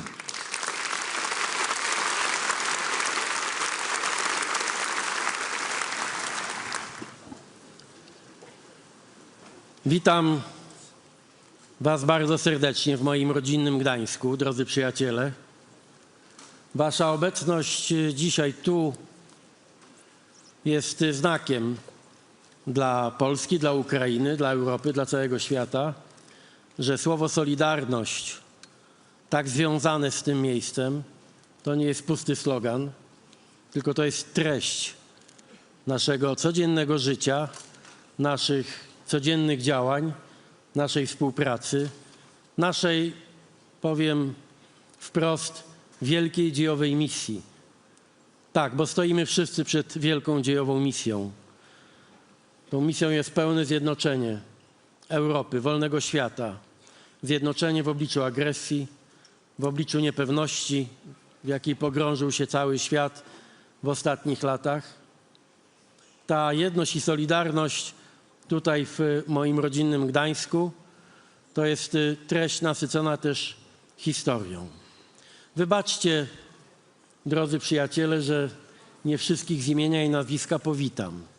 Jestem dumny, że tak wielu z Was, pań i panów premierów, prezydentów, przewodniczących, przedsiębiorców, menedżerów przybyło do Gdańska. Tysiące ludzi przez 2 dni będą przygotowywać wspólnie ten wielki projekt odbudowy Ukrainy po wojnie. Ale oczywiście szczególnie serdecznie chciałem powitać współgospodynię tego spotkania i tego miejsca, panią premier Ukrainy Julię Swiridenko. Julio, czuj się jak u siebie w domu.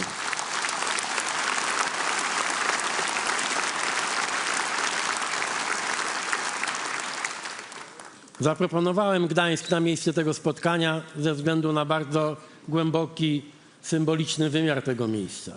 Jak Państwo zauważyli w czasie tego krótkiego filmu, Gdańsk został zniszczony niemalże w 100% w tej historycznej części.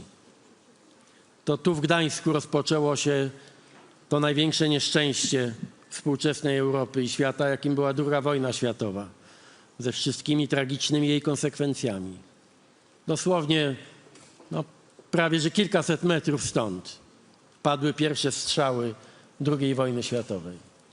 Ci z Was, którzy już wczoraj mogli pospacerować po Gdańsku, będą także dzisiaj niektórzy z Was ze mną na spotkaniach tam na głównym mieście, mogą zobaczyć, co to znaczy cud odbudowy. Zaprosiłem Was i naszych przyjaciół z Ukrainy właśnie w to miejsce, bo ono pokazuje, że cud odbudowy zdarza się wtedy, kiedy ludzie tego bardzo pragną, kiedy są w stanie wywalczyć pokój, kiedy są zdeterminowani w robieniu dobrych rzeczy. Gdańsk został podniesiony z gruzów i stał się najlepszą, i to w wymiarze globalnym, najpełniejszą rekonstrukcją, nie tylko architektoniczną. Przywrócono także duch tego miasta. I ten wielki wysiłek czeka przecież też Ukrainę. Wszyscy jak tu jesteśmy, ale też wszyscy w Polsce, wszyscy w Ukrainie i w Europie wierzymy w to, że Ukraina oprze się rosyjskiej agresji i że nasze plany odbudowy Ukrainy to nie jest miraż.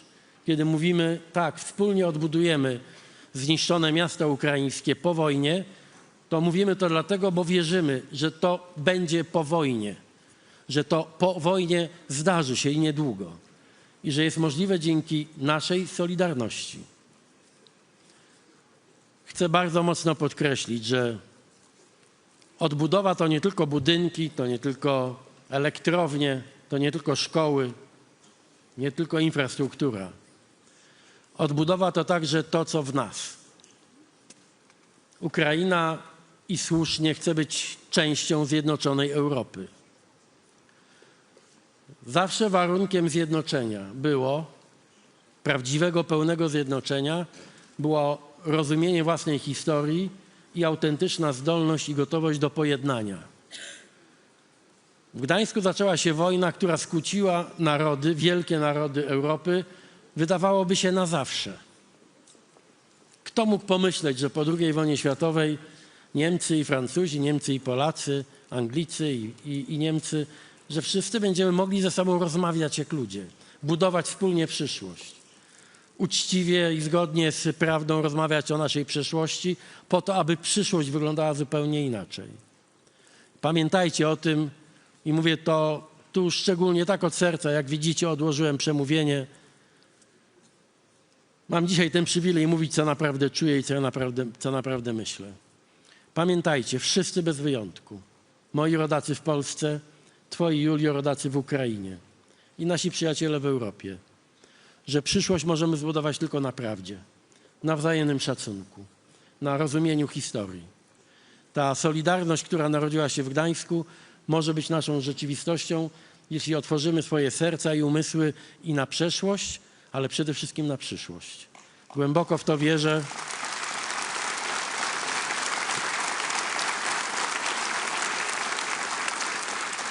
Głęboko w to wierzę, w to, co czułem, kiedy jako młody człowiek byłem w Stoczni Gdańskiej, kiedy powstawała Solidarność. Bardzo dawno temu. I wtedy patrzyłem na tysiące ludzi w Stoczni i wokół Stoczni, którzy odważnie wystąpili przeciwko komunizmowi. I wtedy pomyślałem po raz pierwszy, jako młody, ale już dorosły człowiek, że naprawdę ludzi dobrej woli jest więcej.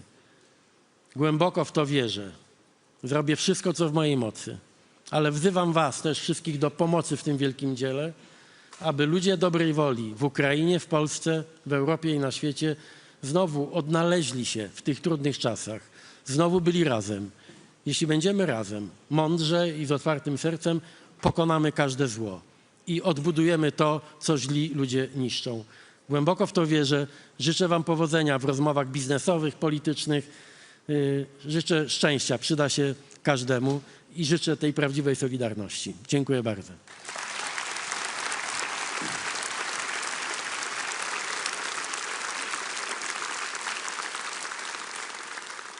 Dziękujemy. Szanowni Państwo, prosimy teraz o zabranie głosu przez panią Julię Swyrydenko, premier Ukrainy.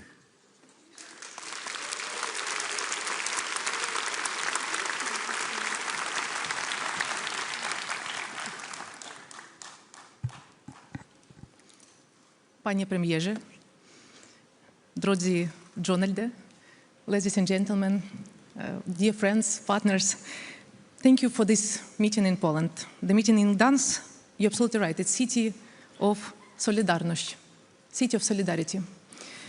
Courage to fight required solidarity among people, among society, among nations, and I'm really grateful for everyone who stands with Ukraine and who solidarity with us. Thank you for your personal and practical support, for your visits to Kyiv, to Zaporizhzhia, to Odessa, to Dnipro, for being with us. You see with your eyes how we fight, you see how we suffer, and you see how resilient we are with your support. Thank you.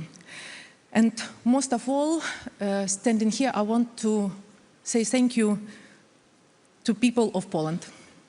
Dear Poles, thank you for your help when it was the most urgent time to support us. Thanks for helping us through this year. And thank you for your will to build a common future within the European Union. Prime Minister Tusk.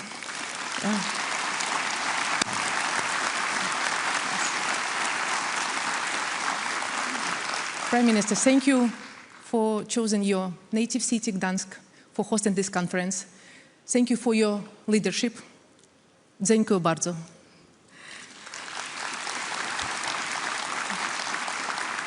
This is the 5th conference for reconstruction and recovery. Unfortunately, this is the 5th year of large-scale invasion, of war. This is the 5th year of our losses, but it's also the 5th year of our strengths. Unfortunately, we still face an enormous price for freedom, for Europeans' freedom and values. Russia is weaker, but more aggressive against the whole Europe. In Ukraine, we have a national tradition, it's called Toloka, when people gather together and we start repairing home when it's damaged. So this is how we approach to reconstruction and to recovery. All together, we do millions of steps, we take in millions of actions, projects that help us to survive, to adopt, and to develop ourselves. Over the next 2 days, of this conference, we expect more than 160 agreements that should be signed for more than 10 billion euros. And they are aimed at aggregating resources and capability across 5 main dimensions: European Union integration, human capital, business, also local and regional development. And for the first time during this year in Gdansk, we are holding and having dimension that focus on defense. Dear friends, the challenges facing our continent is existential. Our military heroic often say, you should change or die. It's exactly what Ukraine has learned in the face of full-scale war. We're forced to innovate to survive, and this has become our superpower.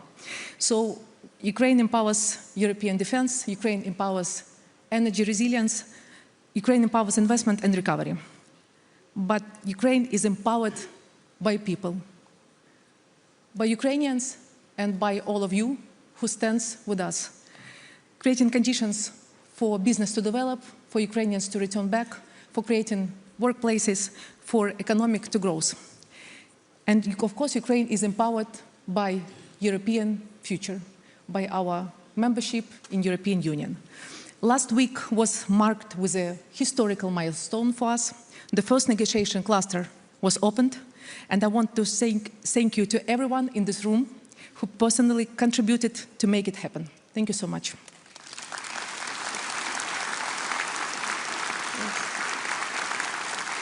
I also want to say thank you to European partners for the critically important 90 billion financial support instrument for Ukraine. And we have a great news. The first disbursement of 3.2 billion euro will be announced today. Applause. And this disbursement will help us to strengthen our defense, will help us to maintain the macroeconomic stability within the country and to rebuild our energy system ahead the new heating season. We stand, we keep up, and we are here to share what we have learned in this fight to build a stronger and safer Europe together. Partner with Ukraine, shape the future. Thank you bardzo. Thank you so much.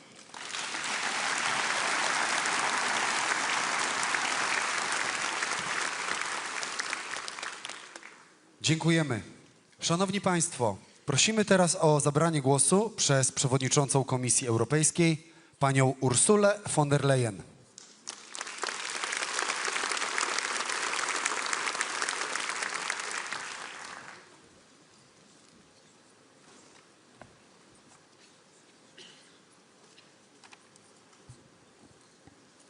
Prime Minister Tusk, dear Donald, Prime Minister Sviridenko, dear Julia, President Costa di Antonio, fellow leaders, distinguished guests, ladies and gentlemen. First of all, I want to thank you, dear Donald, for hosting us in this wonderful city of Gdansk, which is indeed your city, the city of freedom, and yes, the city of solidarity. Since the very start of Russia's war of aggression, Gdansk has always lived up to its reputation. The entire city has mobilized in defense of freedom and in support for Ukraine. 5,000 families hosted Ukrainians in their homes. Schools started teaching in Ukrainian. And the local government has provided constant support to people on the front line. The people of Gdansk are showing that solidarity is not only part of your history, it is part of your character. So on behalf of Europe, to the people of Gdansk, I want to thank you from the bottom of my heart for your generosity.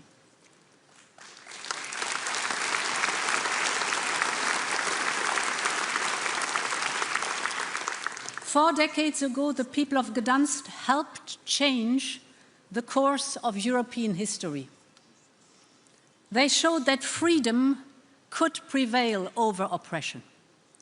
And they helped open the path to Poland's European future. Today, the people of Ukraine are doing the same. the courage of Ukraine's armed forces has shifted the momentum on the battlefield. Ukraine's defense industry, with Europe's support, is showing that it can out-innovate Russia's. Ukraine now produces drones at a scale that matches and even exceeds Russian production capacity. And the determination of the Ukrainian people has shown to the world that their European choice cannot be broken.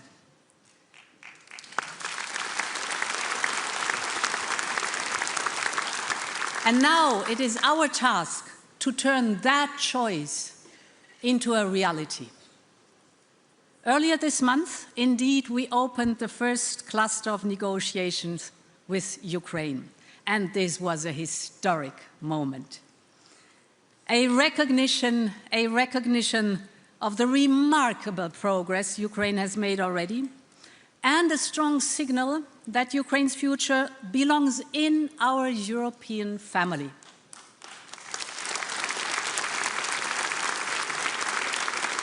And yes, enlargement is more than a process. It is an anchor for Ukraine's future.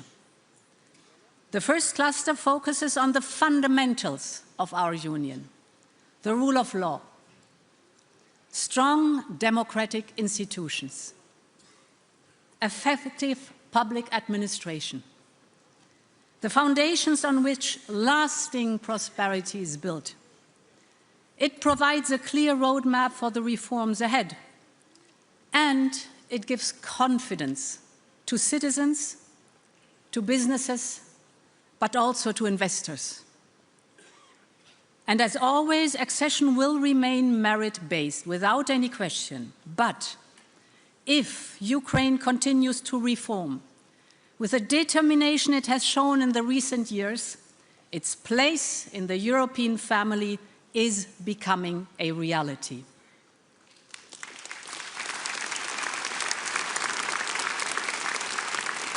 And Ukraine's European future is already taking shape today. Ukraine joined our Rome Like at Home scheme earlier this year. Ukraine is moving forward on SEPA, the single euro payment area, very important for businesses. And it is taking steps towards integration in the single market. That brings real benefits to Ukrainians today. And of course, it sends a powerful message to investors. If you invest in Ukraine, you invest in Europe. Not only in an economy of around 200 billion euro, but in a future member of a single market worth 20 trillion euros. A market 100 times larger, and a market built on the rule of law, legal certainty, and the protection of property rights. And this is why Ukraine's European path is such a powerful proposition. And this is why now is the time to invest in Ukraine.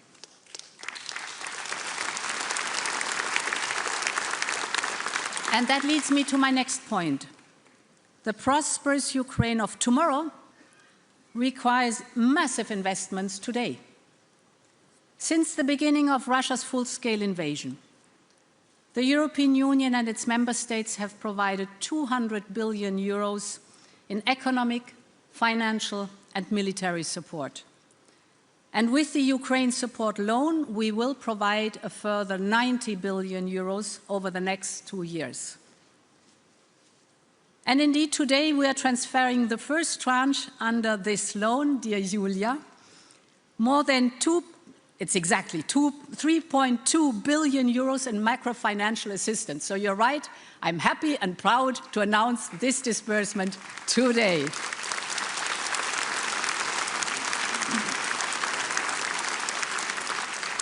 And we will start paying the first money of the 6 billion euro for drone production in the coming days. This indeed is solidarity in action. It shows Europe's support for Ukraine is here to stay. And at the same time, we continue to call on all our partners to maintain their support, because a strong and independent Ukraine is in all our interests. Our ambition is not only to help Ukraine endure, it is to help Ukraine grow and prosper as a free and European country. And that is why the European Union has become the largest provider of investment and risk-sharing support in Ukraine. We're helping cities and towns to rebuild. We're supporting the resilience of the energy sector. We are providing financing to businesses, including in the frontline regions. Now we are taking the next step. At last year's Recovery Conference in Rome, we announced the creation of a European flagship fund, the largest equity fund dedicated to the reconstruction of Ukraine. Today I can say that fund is ready to go. It will invest in some of the most strategic sectors of Ukraine's future, from clean energy to infrastructure, to the high-growth companies that will drive Ukraine's economy in the decades ahead. The fund is backed by the European Union, Poland, France, Germany, and Italy. It can mobilize up to €500 million still this year, with the aim of reaching €1 billion over time. So public capital will take the first share of the risk. And this creates the confidence needed to attract private investment of scale. And the message is simple that we are sending to investors. When you invest in Ukraine, you're not only investing in Ukraine's future, but you are investing in Europe's future.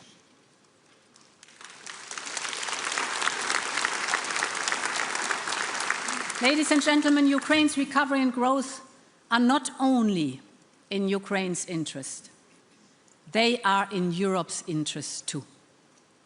This war has shown how fundamental Ukraine's security is to Europe, not only as a recipient, but as a security provider. Ukraine's battlefield experience is unmatched.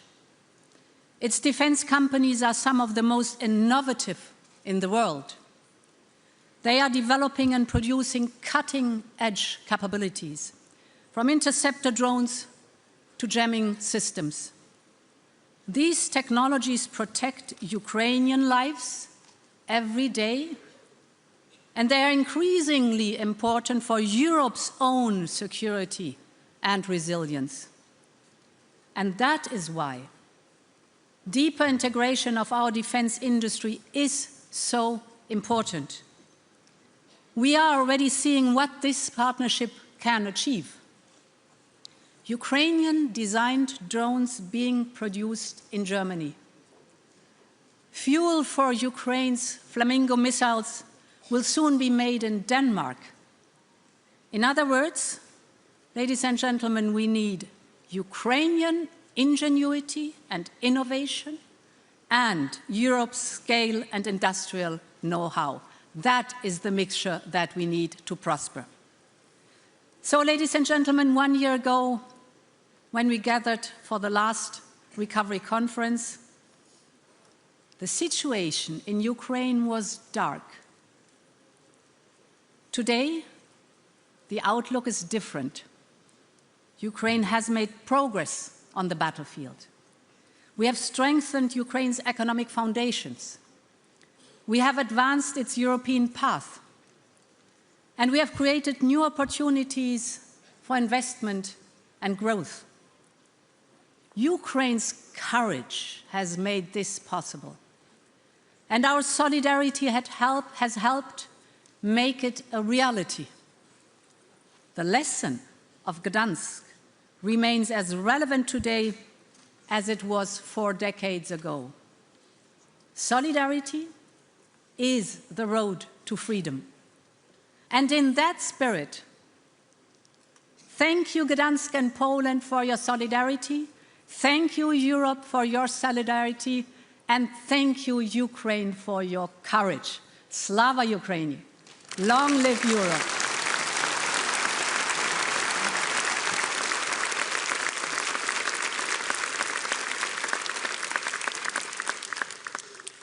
Dziękujemy.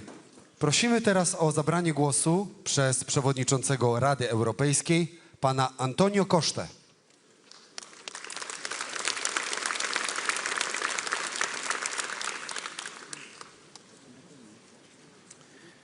Dear Prime Minister Tusk, dear Prime Minister Svyridenko, dear Donald and Julia, dear Ursula, dear Head of State and Government, Excellencies, distinguished guests.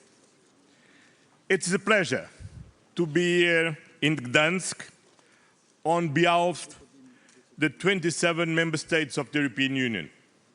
Gdansk is the birthplace of the solidarity movement and the lasting symbol of courage, resilience, and the struggle for freedom against Soviet imperialism.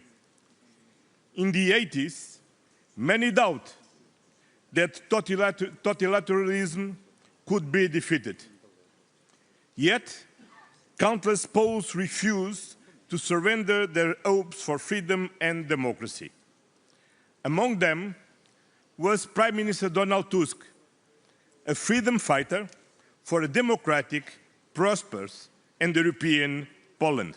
Thank you, Donald.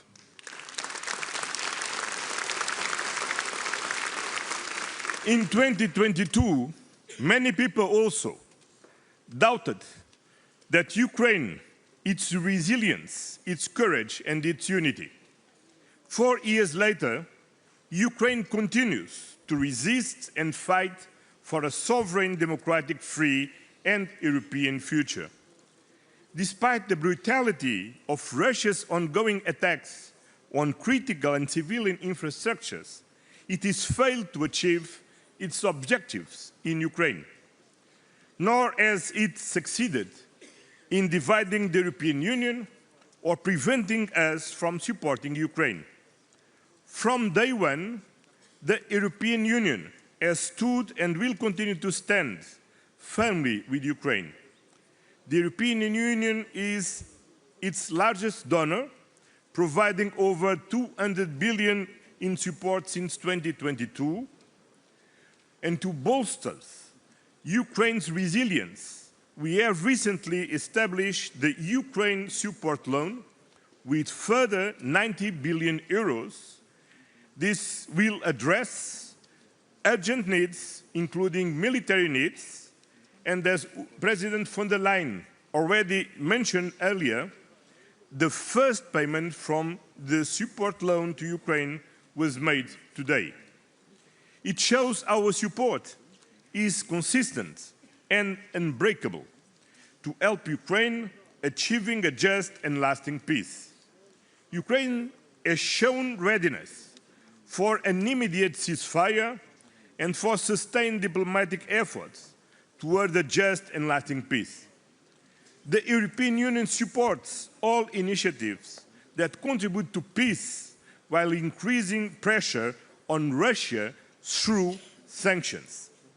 We have adopted 20 packages and we are preparing the next one. We have made a political decision to roll over sanctions by 1 year instead of just 6 months. These measures are working and aim to bring Russia to genuine negotiations. The European Union is ready to contribute to that process.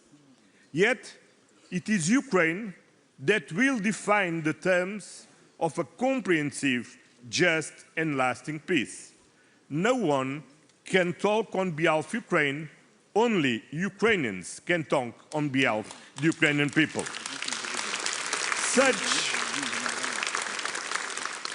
Such peace must respect international law and the United Nations Charter.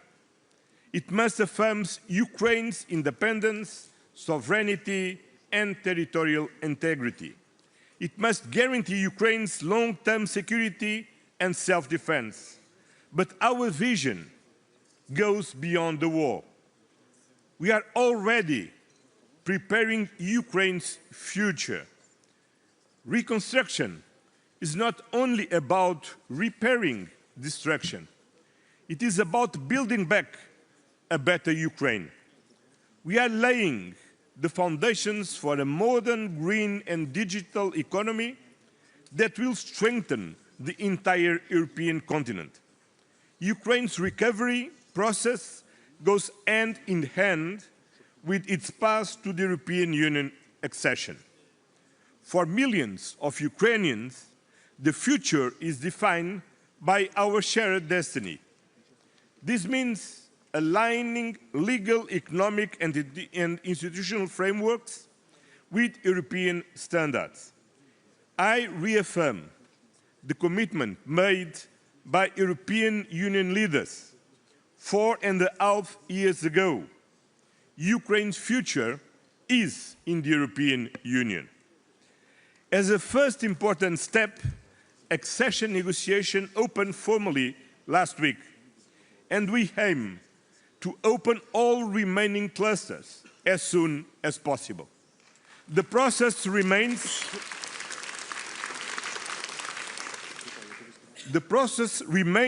of course, merit-based, but Ukraine has already achieved remarkable reforms under extraordinary circumstances.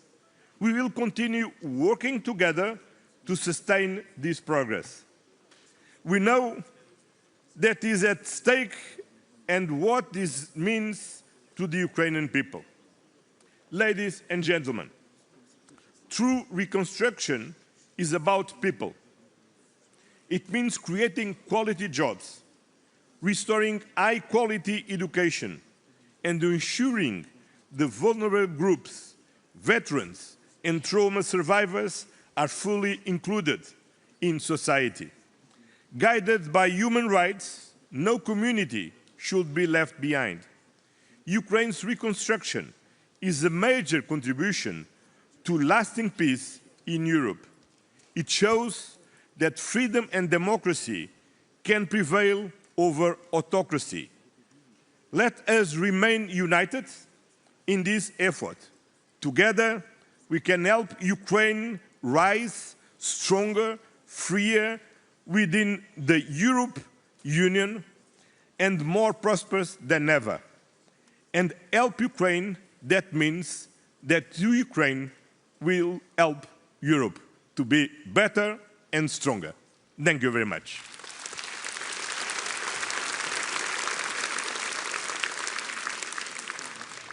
Dziękujemy. Prosimy teraz o zabranie głosu przez pana Friedricha Merza, kanclerza Federalnej Republiki Niemiec.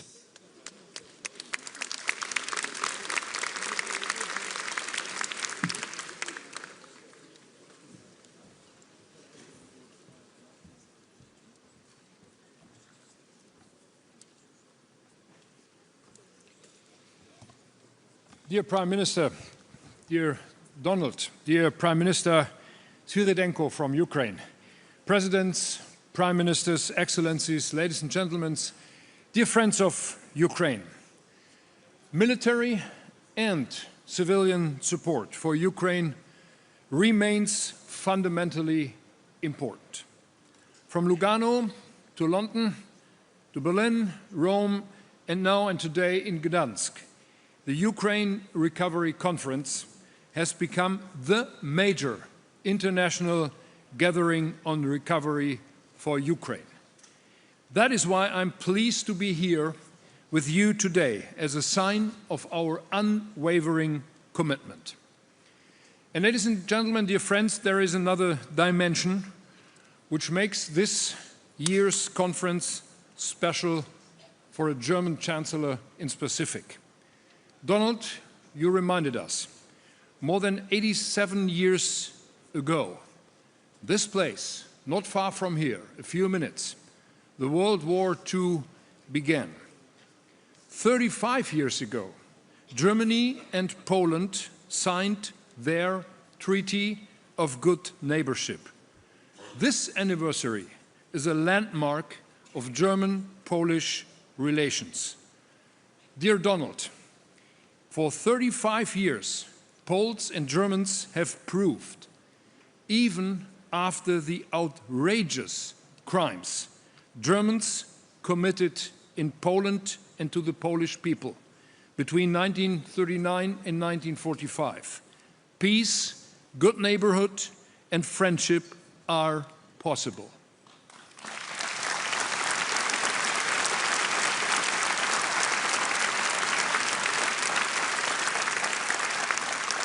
I'm deeply grateful to the Polish people for this. And today, the big picture is the following. As Europeans, we stand shoulder to shoulder, not just to defend security or defend prosperity on our continent. We are standing shoulder to shoulder to defend freedom on our continent. And that is why we are standing shoulder to shoulder with Ukraine.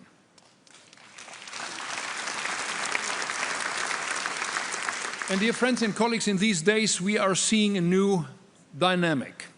The G7 summit, the European Council last week, and the E5 meeting in Berlin yesterday have sent strong signals of European and transatlantic unity and support for Ukraine. Ukraine and its brave people will prevail as a strong and sovereign nation and as a future member of the European family.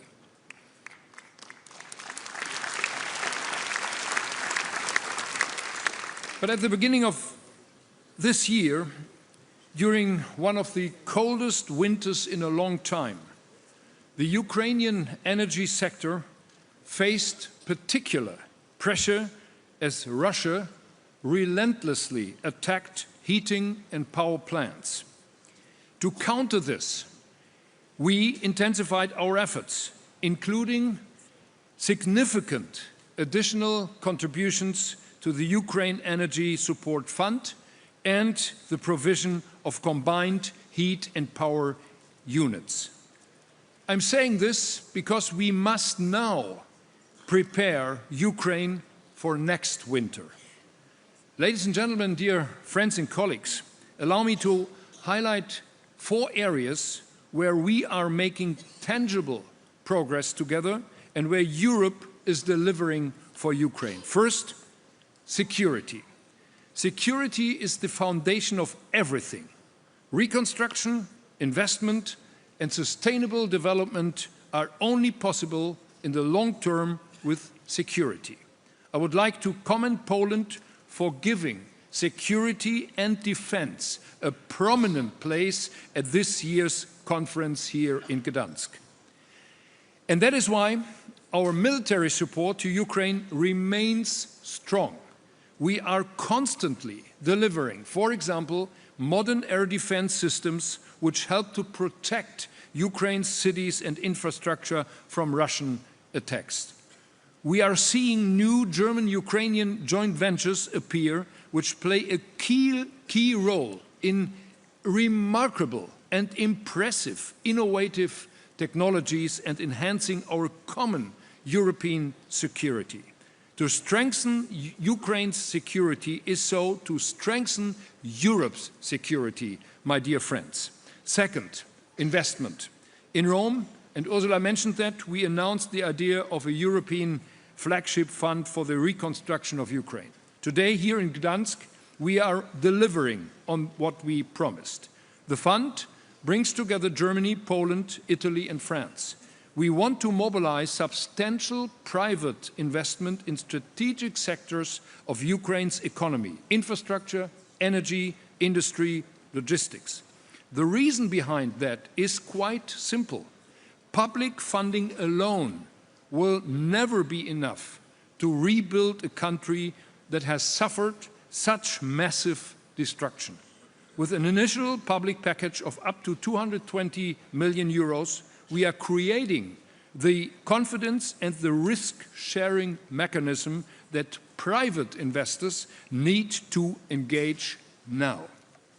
By investing now and committing long-term capital, Europe is sending a clear message.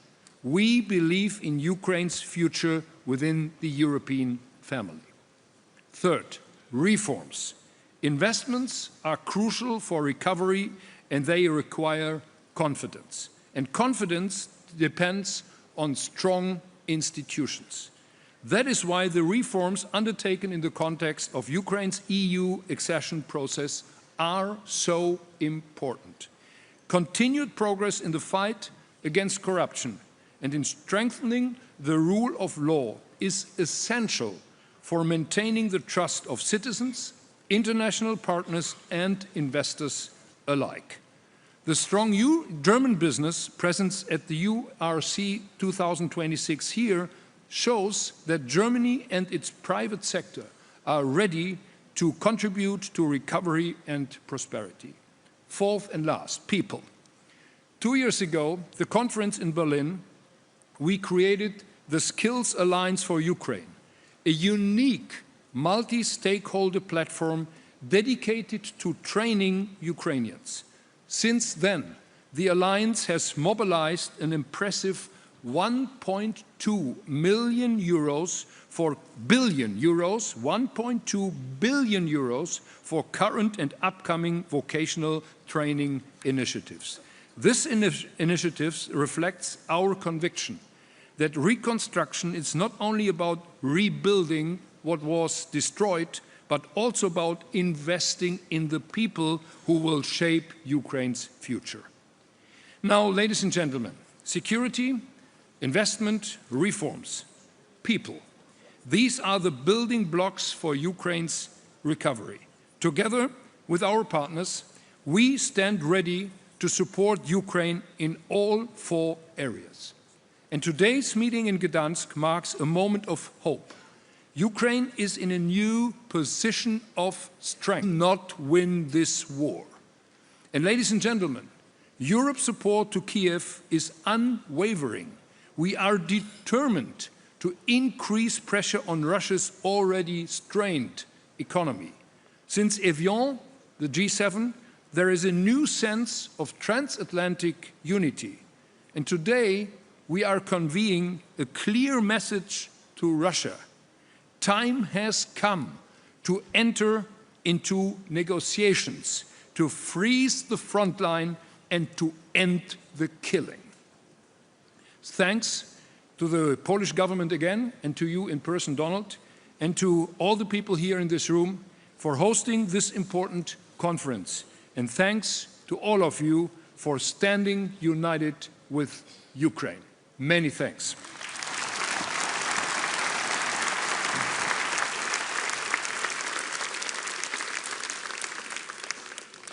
Dziękujemy. Prosimy o zabranie głosu przez pana Gitanasa Nausiedę, prezydenta Republiki Litewskiej.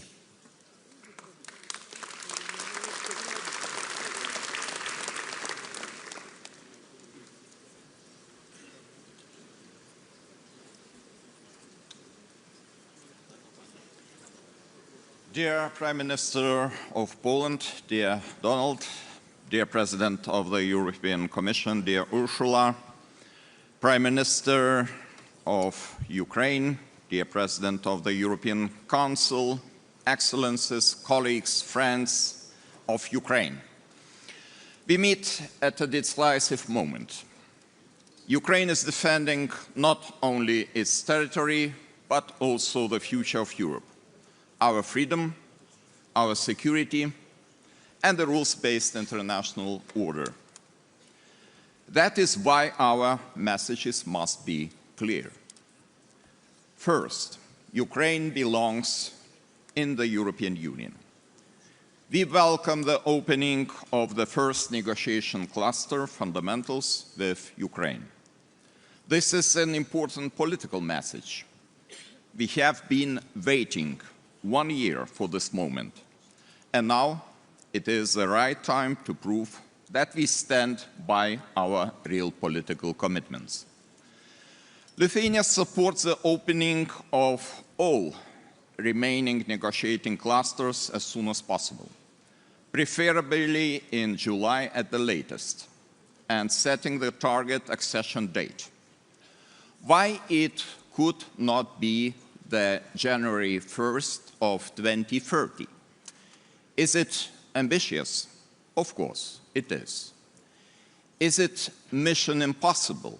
No, it is mission possible.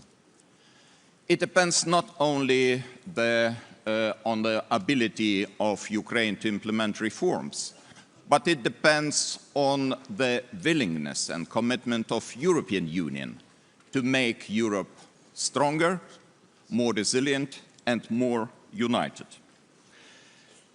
We call on all the fellow EU colleagues to support this and help Ukraine meet the technical requirements, they implement the necessary reforms, and align with the EU acquis. The Ukraine to European Union program implemented in the Team Europe spirit is the most efficient way to support Ukraine in this process. Second, on security. Lithuania has committed to allocating at least 0.25% of its GDP to military and security assistance for Ukraine over the 10-year period. We are not only meeting this commitment, but also consistently exceeding it by providing even greater financial support than initially pledged. We invite all partners to join this benchmark. Ukraine needs predictability, scale, and speed. The cost of hesitation is far higher than the cost of support. Third, on reconstruction. It cannot wait for the war to end. Recovery is already underway. Schools are reopening after reconstruction with shelters installed. Energy systems are being repaired. Municipalities are carrying out the projects and businesses are adapting and investing. Our task is to help Ukraine to do more, faster, and at scale. Lithuania is already delivering. We are building and rebuilding schools and civil protection shelters, installing solar power plants, supporting rehabilitation and demining, and strengthening institutions at both national and local levels. Ladies and gentlemen, today Lithuania is bringing a new commitment, almost 10 million euros of additional support on top of our previous support we delivered. We are launching a business partnership program to connect Lithuanian and Ukrainian companies, support investment, innovation, and practical reconstruction solutions in Ukraine. We are launching a municipal partnerships program to strengthen cooperation between Lithuanian and Ukrainian municipalities. The program will support practical peer learning and help build the capacity of Ukrainian municipalities in EU funding and project management. We continue to project of solar power plants with storage for Ukrainian schools and hospitals, because energy resilience means keeping essential services running. And through the Create Ukraine program, we are opening a new call for applications to attract young Ukrainian professionals eager to contribute their skills and experience to Ukraine's recovery and Europe's future. Colleagues, Ukraine's recovery is Europe's opportunity to prove that democracy rebuilds stronger than aggression destroys. Lithuania will continue to act. We invite all partners to do the same, support Ukraine's defense, invest in its recovery, and help bring Ukraine into European Union. Because Ukraine's victory, recovery, and accession defined the credibility and future of Europe. Thank you.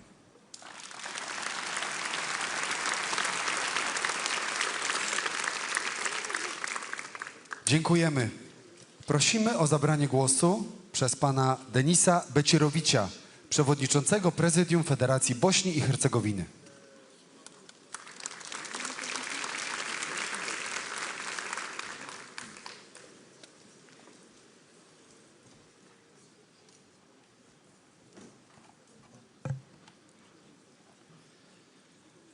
Esteemed Prime Minister Tusk, esteemed Prime Minister Sviridенко, Excellencies, ladies and gentlemen, we have gathered today in Poland to discuss the recovery of Ukraine and to send a message of encouragement and solidarity with Ukraine. The recovery of Ukraine is a major test for the whole of Europe to build a safer and more just European continent in the aftermath of destruction. Bosnia and Herzegovina was the victim of brutal aggression from 1992 to 1995 and is the only country in Europe where genocide was committed after the Second World War against Bosniaks. As a country that survived aggression and genocide, we fully understand the suffering and hardship endured by the citizens of Ukraine. Today, more than ever, it is necessary to support Ukraine in its just struggle for freedom.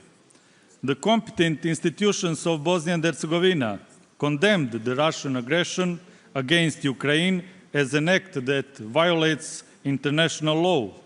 Following the Russian aggression, Bosnia and Herzegovina aligned itself with the positions of the European Union, which firmly support Ukraine. In addition to our continuous and principled support for Ukraine's just struggle, Bosnia and Herzegovina can also offer assistance in the recovery of this country.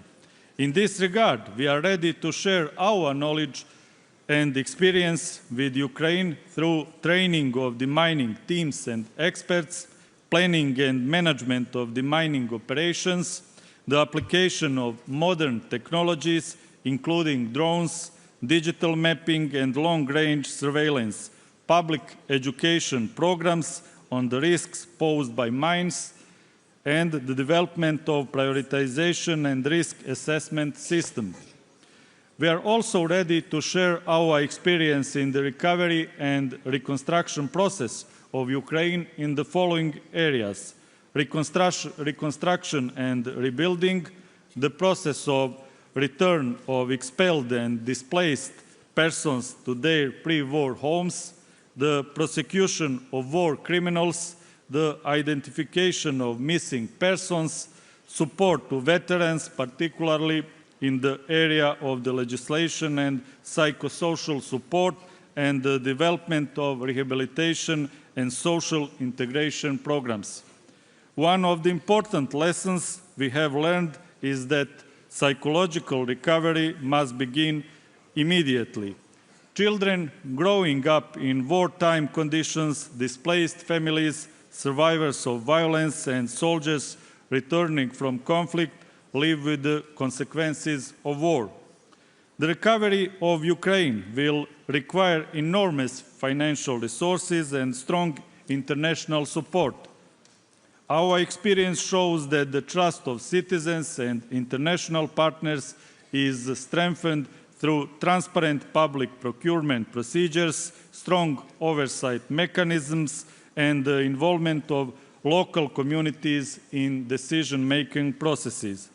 Ladies and gentlemen, we can also help Ukraine, but not allowing new crises and new fronts to be opened in Europe. Any opening of new crises in the Western Balkans weakens Ukraine, weakens Europe, and threatens the values for which we are fighting together. We must not underestimate Russia's ability to destabilize the Western Balkans through its proxies. Therefore, I call upon the free world to provide even stronger support to Ukraine, while at the same time preventing the destabilization of the Western Balkans. Bosnia and Herzegovina will always stand with those who fight for justice, peace, and human dignity. The recovery of Ukraine is not merely the reconstruction of infrastructure and the economy.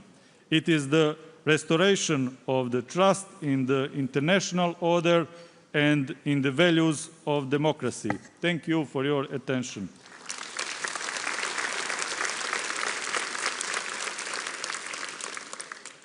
Dziękujemy. Szanowni Państwo, prosimy o zabranie głosu przez pana Ediego Ramę, premiera Republiki Albanii.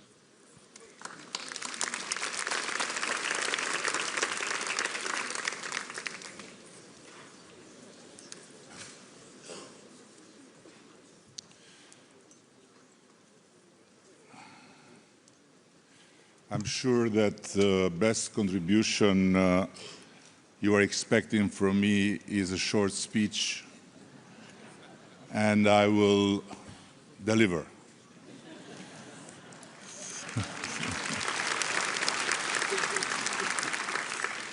So the notion of this gathering, I believe, is very simple. If reconstruction waits for the last shot to be fired, it will be already too late. And that is why we are here today. Meanwhile, Ukraine is already rebuilding while defending itself. This is a great meaning of this conference, and Albania is here with a very simple conviction. Ukraine must secure the peace with the same determination with which it is defending its freedom. On the other hand, we also see Ukraine, reconstruction, and the Western Balkans' European integration as mutually reinforcing. Both are about completing Europe, strengthening resilience, and reducing strategic vulnerabilities. Of course, reconstruction is not charity, it is strategy.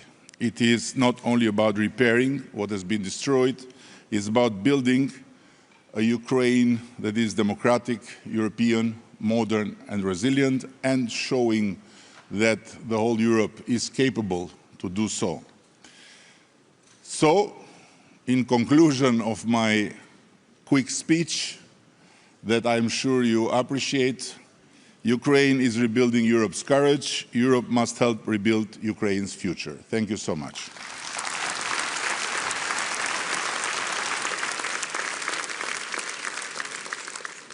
Dziękujemy. Szanowni Państwo, prosimy o zabranie głosu przez pana Rumena Radewa, premiera Republiki Bułgarii.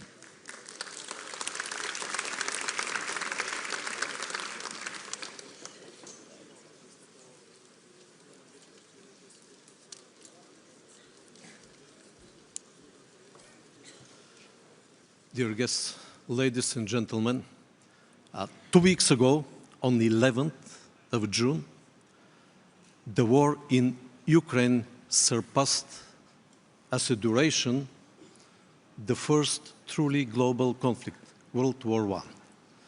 This war of attrition, annihilation, and devastation must end. And in my opinion, this conference is a strong call for peace. Why? Because peace is the precondition for every recovery and reconstruction process. And I believe that we need to unite our efforts to bring just and sustainable peace according to international law and UN Charter. As well, we need to bring together our political will, that's why the leaders are here, our expertise, the business experts are here, and commitment to the recovery of Ukraine. Because this recovery is the fundamental of the future European security architecture and competitiveness.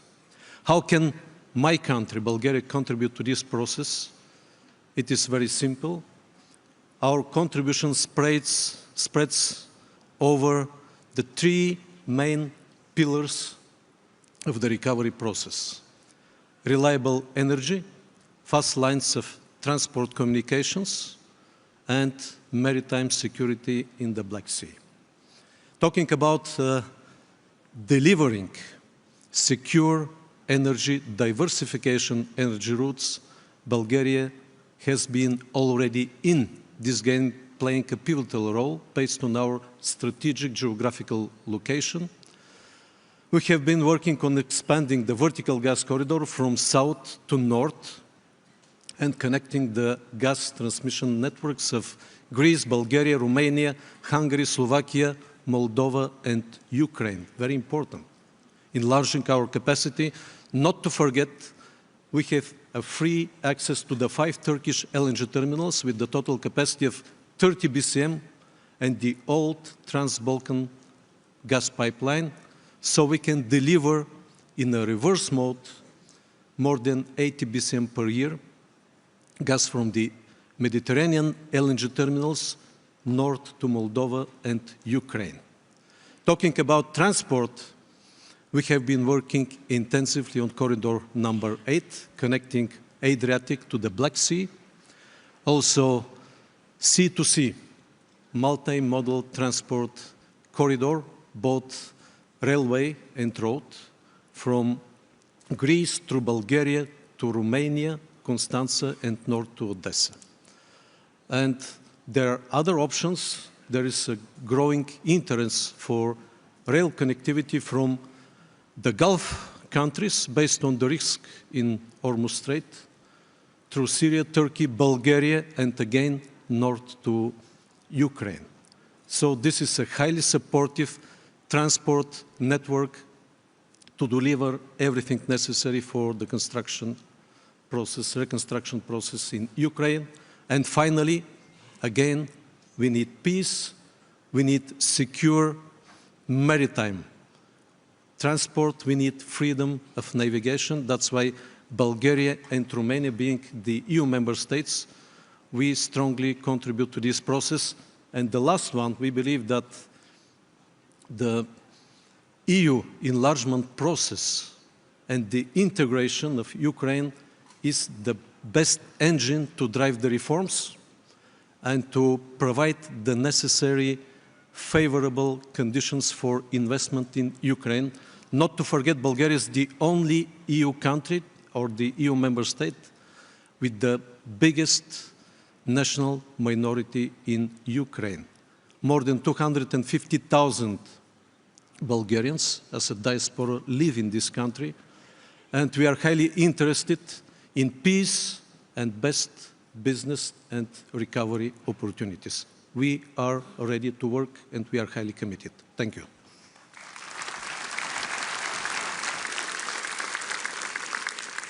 Dziękujemy. Prosimy o zabranie głosu przez pana Andreja Babisia, premiera Republiki Czech.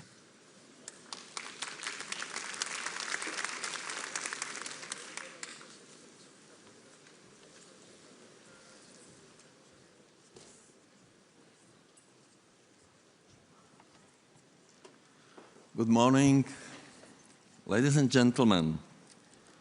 Today, 26 June 2026, marks 1,583 days since Russia launched its invasion of Ukraine.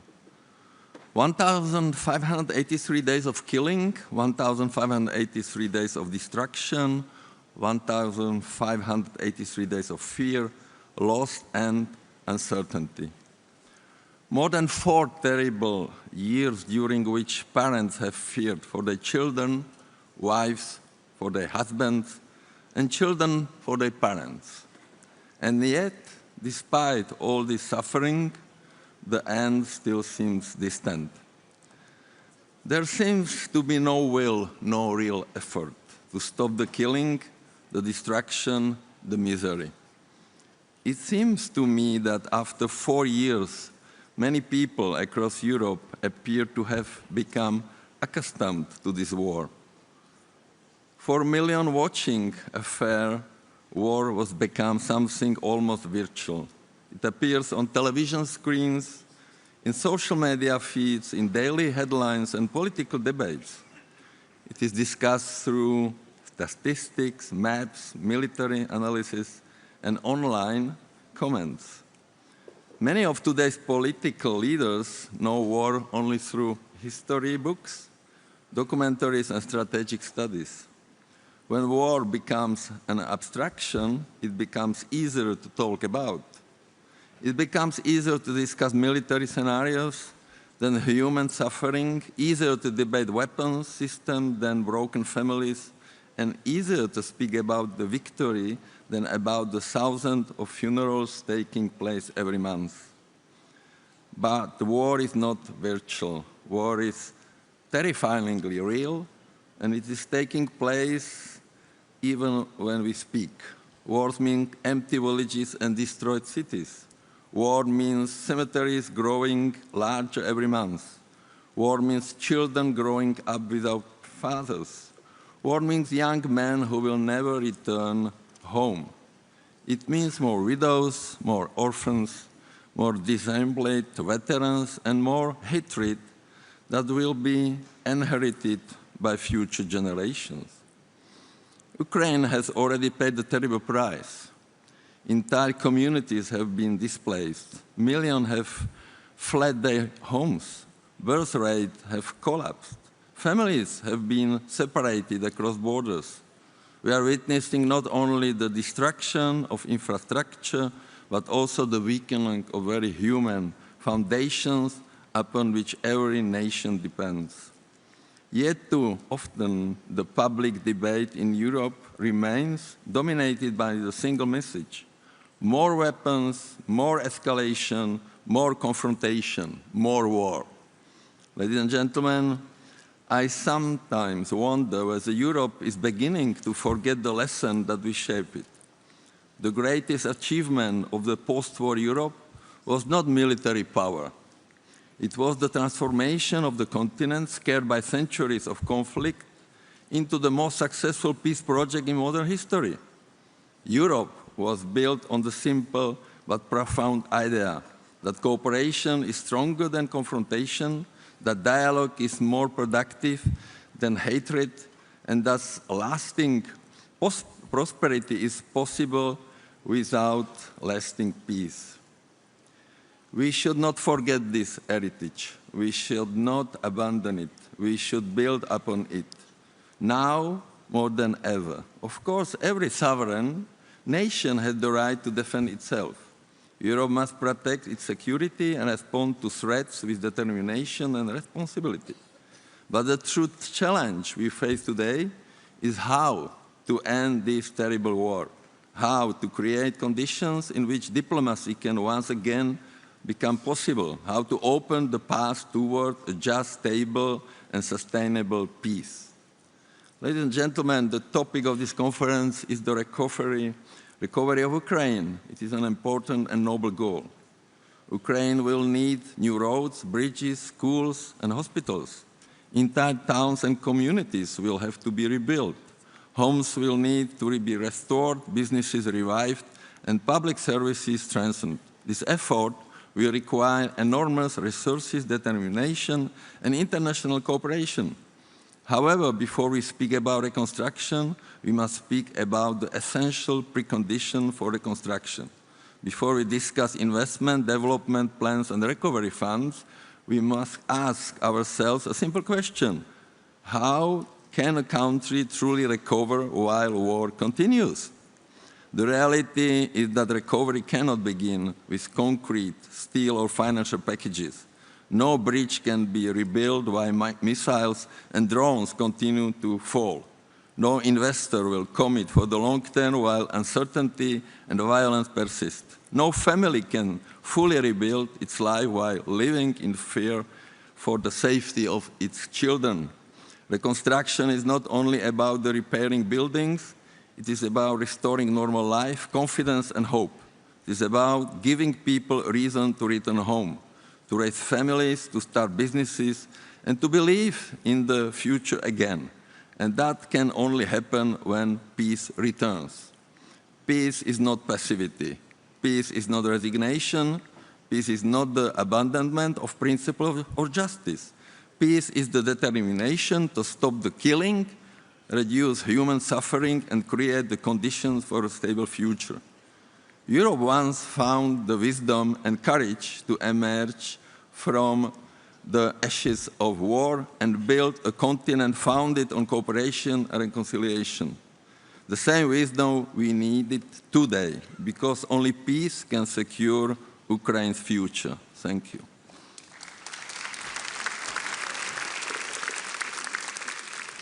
Dziękujemy. Prosimy teraz o zabranie głosu przez pana Kristena Michala, premiera Republiki Estonii.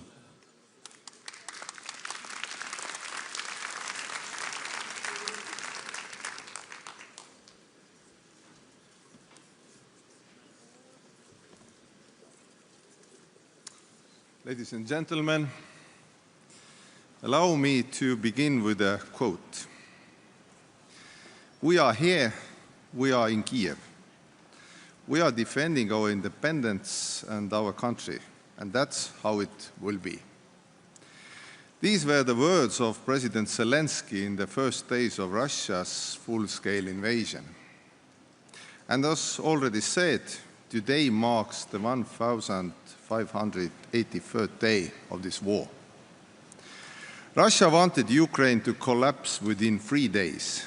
Ukraine did not collapse. Russia wanted Europe to be divided, and Europe is more united than before. Russia wanted to decide Ukraine's future, and Ukraine decides its own future. That is why our work today matters. Security and reconstruction are not separate issues. They are part of the same strategy. Our first task is clear. Ukraine must have everything it needs to defend itself. President Zelensky has repeatedly shown readiness for peace. The problem is Moscow. And just and lasting peace requires two things: more support for Ukraine and more pressure on Russia. And when peace comes, Ukraine must have credible security guarantees, the ones that make future aggression impossible. The second task is equally important. Ukraine must continue building its future while the war continues. Because reconstruction is not something that starts after the victory. It starts now. From the first day, Estonia has supported Ukraine militarily, politically, and economically because Ukraine's success matters to all of Europe. Estonia's total support to Ukraine has reached over 3% of our GDP, one of the highest levels of support in the world. This is a deliberate choice, and we remain committed to it. Supporting Ukraine is not a charity, it is a security investment. Every euro spent helping Ukraine today reduces the risks and costs Europe would otherwise face tomorrow. At the same time, we know that support means more than weapons. Ukraine needs two things at the same time: the means to defend itself and the means to build its future. The scale of reconstruction effort is enormous, and no country can carry this burden alone. No single institution can finance it alone.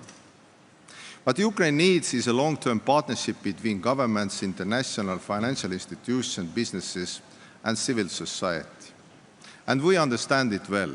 We restored our independence 35 years ago and began rebuilding our state after decades of Soviet occupation. That is why we already have started sharing our experience with Ukraine. Together, we have built kindergartens, hospitals, social housing, and public services. And these are not future plans. People use them every day. This is what reconstruction means in practice. Ukraine's path to European Union is also part of reconstruction. Recovery, reform, and European integration move forward together.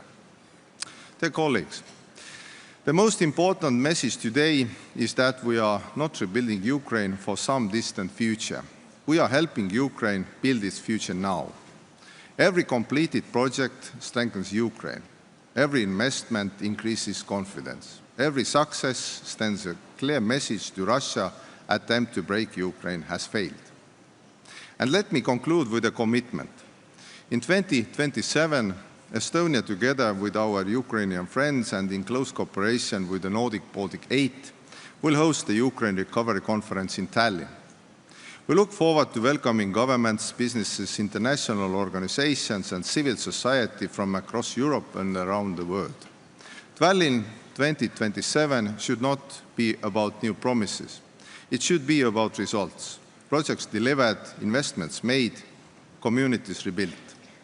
It should build the work of previous recovery conferences and carry forward the momentum that Gdansk will create. Estonia will continue to support Ukraine's victory. Estonia will continue to support Ukraine's recovery, and Estonia will continue to support Ukraine's path to the European Union and NATO. Because a stronger Europe means a safer Europe. Stronger Ukraine means safer Europe. Thank you, and see you in Tallinn of 2027.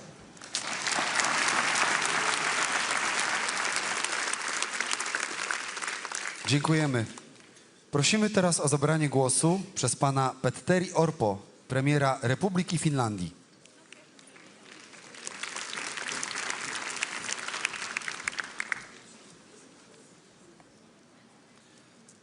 Distinguished colleagues, ladies and gentlemen, Ukraine has defended its right to peace and sovereignty for more than 4 years. And I thank Poland and Ukraine for hosting this important conference. Today's conference shows the strong commitment of all partners to Ukraine. Our support must continue for the long term, economically, militarily, and politically. Finland's support remains unwavering. Over the past winter, we have responded to urgent humanitarian needs caused by Russia's attacks on civilian infrastructure, and we are already looking ahead to next winter. Our development cooperation, ongoing since 2014, enables chances for a better future in Ukraine's key sectors. Ukraine has become, by far, Finland's most significant partner in development cooperation. Our defense support also remains strong. We have delivered 33 material assistance packages to Ukraine. And today, I'm proud to announce that my government has decided to contribute an additional 40 million euros to Pearl initiative.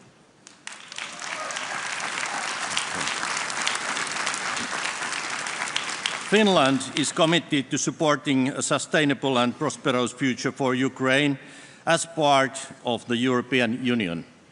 And I warmly congratulate Ukraine on the opening of the first negotiation cluster. Finland is also committed to strengthening the resilience of Ukrainian society. The Civil Protection Shelter Coalition, co-led by Ukraine and Finland, has already grown to 16 members. The coalition pools tens of millions in support. It brings together partners to strengthen Ukraine's national shelter strategy and delivers concrete shelters that protect civilians and save lives. And all countries here, you are more than welcome to the Shelter Coalition. Another example is the role of national export credit agencies. They support investment in Ukraine through EU instruments. Finland has actively promoted this approach. Involving national actors is essential for faster reconstruction. I welcome the rapid progress in this work. Dear friends, the future of Europe and European security is being shaped in Ukraine. Ukraine's successful recovery is a long-term investment. It benefits us all and reaches far beyond Ukraine. Let's continue this good work. Thank you very much.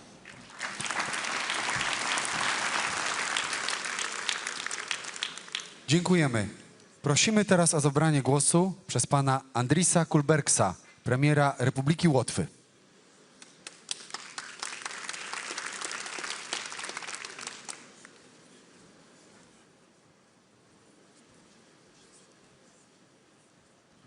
Well, this podium is too small. We need to change the standards. Same as we need to change the standards in defense.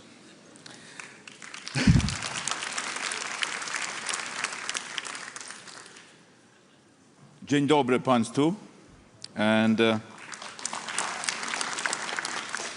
dear Prime Minister Tusk and dear Prime Minister Yulia Sviridенко and dear leaders, friends of Ukraine, as well as excellencies and ladies and gentlemen. This is, as mentioned, day 1583. But that's not how Ukraine looks at it. It's Ukraine's 4,482nd day. That's already 12 years of ongoing war activity and Russia aggression towards Ukraine. And dear Donald and Polish friends, thank you for hosting the 5th Ukraine Recovery Conference. We usually are healthy rivals as countries. But I think when it comes to supporting Ukraine and for our eastern flank defense, we are as united as ever. And we are the voice of Ukraine in EU because we know better than others. And Ukraine requires reconstruction on the go, not after the war, but now, while the war is going on. And Latvia continues to provide reconstruction in energy, in military support to Ukraine, totaling 1.13 billion already since 2022. We are third after Denmark, Estonia, and Baltics are right after and on the top, with Norway and Finland, because we know it is over 1,000 euros per capita what we support. Others should step in, because we've been way too slow and way too hesitant, as you mentioned, to support Ukraine. We're just doing it step by step. No, Ukraine needs it now. Now is the momentum. We see now is the momentum. We should push this support in order to change the war trajectory. That's the only way. The Latvian government and private sector and non-governmental organizations all support Ukraine. Just one example. I think Latvian people support even more than what I'm saying from the government side, because up to today, 3,600 vehicles have been sent to Ukraine to support Ukrainians by just 3 people, by 3 activists. That's just one example from many. That's 2 vehicles per day. We're small, but we're big-hearted because we know. And I welcome that 4 Latvian companies are represented here in military support, demining, in energy, housing, and digital sector. All the sectors which are required now in Ukraine as much as it's possible. And Latvia recovery focuses continue to be on the Ukrainian region on Chernihiv. And since 2022, Latvia has restored 3 medical facilities, 5 educational institutions, established 3 support centers for women, created premises for Chernihiv Regional Human Rights Protection Center, and provided housing. Latvia continues to support Ukraine in energy sector, and Latvia already now donated the thermal power plant equipment, which is so vitally necessary for the coming winter, for Kharkiv region. We are ready to support even more with the thermoelectric station equipment which we have. And thanks to also Germany, who found also resources in order to help us to, for the logistics, to manage that in time before the winter comes, because we know how difficult it could be next winter. And for the 3rd year, our military support to Ukraine is 0.25%. Actually, it's 0.3% of our GDP annually. But Ukraine is also ready to support us, and that's an area we should cooperate much more. 2 weeks ago, during the North-Baltic Prime Minister meeting in Estonia and Tallinn, President Zelensky and I signed the drone agreement, which is more than drone agreement. This is an umbrella over our skies to keep us safe from the drones. And there's no other country in the world who knows how to utilize most efficiently the military equipment in order to fight the drones. Because Latvia already has had 11 drone incidents and 36 airspace violations. Thus, we need the expertise from Ukraine. But we also need to integrate that with NATO policies. And not just Latvia, but all eastern flank countries have to be aligned together in order to have no weak link. But Latvia is also investing in the drone industry and capabilities. And last week was a good example of that. Anti-drone company product of Origin Robotics signed a crucial tender, won a tender and signed a crucial deal with France, and who is already supplying to Belgium and Ukraine. So we have this cooperation, and we want to continue in the military industry together. In addition, Latvia can offer a very unique opportunity. We have one of the biggest in eastern flank military ranges, where we can provide even electromagnetic testing grounds, which is so vitally needed for the military industry. And to conclude, as Ukraine is increasingly successful on the battlefield, it continues to contribute to Euro-Atlantic security. And we need to continue implementing the peace through strength approach, leading us to joint and lasting peace in Ukraine. And we should learn from Ukraine. And every conference should end with a concrete action, with a concrete decision. So I really urge everyone here not to focus on the talking, but to focus on actually decisions made. And I remind, at the end, Russia has to pay for the recovery of Ukraine, not just the European society. Russia's money has to be used for that.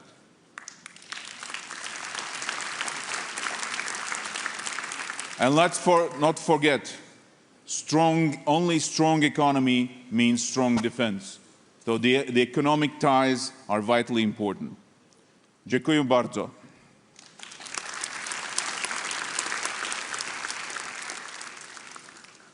Dziękujemy. Prosimy teraz o zabranie głosu przez pana Aleksandru Muntanu, premiera Republiki Mołdawii.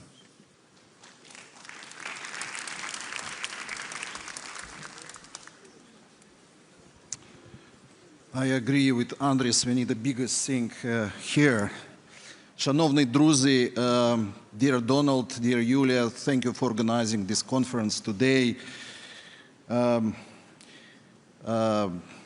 First of all, thank you for the invitation. It's an honor to me to participate in the Ukraine Recovery Conference and to join partners from across Europe and beyond and discussing how we can support Ukraine's recovery and future. As many historical parallels have been drawn today, let me remind you another historical event which happened exactly 63 years ago, when John Fitzgerald Kennedy, in divided then Berlin, famously stated, "Ich bin ein Berliner." I am a Berliner, which was a statement of solidarity and resilience. I am not JFK by a variety of reasons, but I worked in Ukraine for more than 20 years. My kids grew and matured in Ukraine. I made lifelong friendships in Ukraine, and some of them are in this room. And my friends are fighting for Ukraine and for all of us as we speak. So with all responsibility, I can say, Ich bin a Kievanin. I am from Kiev. And people of Moldova, the country which is a close neighbor and a close ally of Ukraine, they stand with Ukraine. For more than 4 years, Ukrainians have defended their homes, their communities, and their country under the most difficult circumstances. They have also demonstrated remarkable determination to continue reforming, rebuilding, and looking towards the future. Their courage and perseverance have inspired people across Europe, including in the Republic of Moldova. Ladies and gentlemen, Ukraine's recovery is actually already underway. Even as Ukrainians continue to defend their country, communities are rebuilding schools, hospitals, energy infrastructure, and businesses. Our responsibility is to ensure that these recovery efforts keep pace with Ukraine's resilience, and I'm happy to report that project discussed between our presidents and the one we discussed with Prime Minister Sviridенko, a bridge across Dniester, which will shorten the way between our two capitals, is actually launched this week. So this is our concrete response to the challenges. And this is why recovery requires long-term vision and coordinated action. It requires investment in infrastructure, energy, connectivity, and economic development. It requires reliable partnerships and a strong regional dimension. Effective, timely, and targeted support coupled with predictable and reliable assistance. All that will be essential to achieving this goal. These ambitious reconstruction efforts require advanced planning and implementation of numerous national and regional initiatives, particularly in the fields of infrastructure, transport, and energy, cross-border infrastructure, transport links, and energy networks. We stand ready to further develop our infrastructure and enhance our role in logistics and supporting Ukraine reconstruction.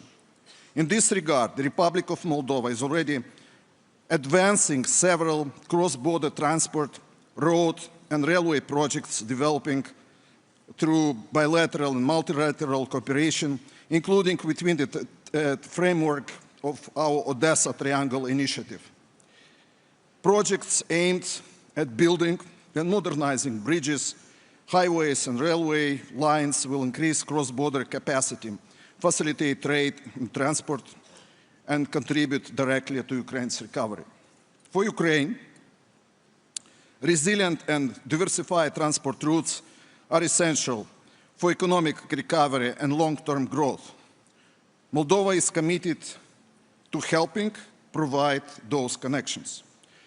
Another important dimension of Ukraine's reconstruction is the resilient energy sector, which Prime Minister of Bulgaria already mentioned today.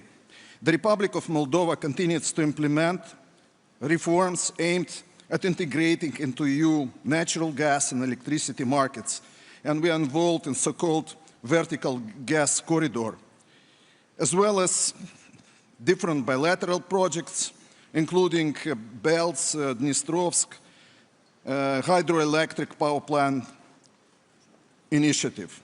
At the same time, we and the Moldovan government investing in the expansion of renewable energy production, which can further contribute to the diversification of energy resources to Ukraine. We planned a trilateral meeting with the Prime Minister of Sviridенko, with my counterpart in Romania, and we'll certainly organize it in the beautiful city of Chernivtsi, where famously, historically, the mayor of Chernivtsi was speaking 5 languages. I would like to thank you all for supporting Ukraine, because by supporting Ukraine, we support Europe and the entire region, including Moldova. The reconstruction of Ukraine is not only about rebuilding cities, infrastructure and economies. It's also about rebuilding confidence in a future founded on freedom, democracy, and European values. It's about creating opportunities for people to return, invest, build businesses, build their families. It's a safety and dignity. Ukraine's recovery will require sustained commitment, strategic vision, international solidarity. The Republic of Moldova will continue to stand with Ukraine, just as we have done since the first day of this barbaric invasion. We'll continue contributing through practical cooperation, stronger connectivity, enhanced energy security, and closer regional partnerships. Glory to Ukraine! Slava Ukraini!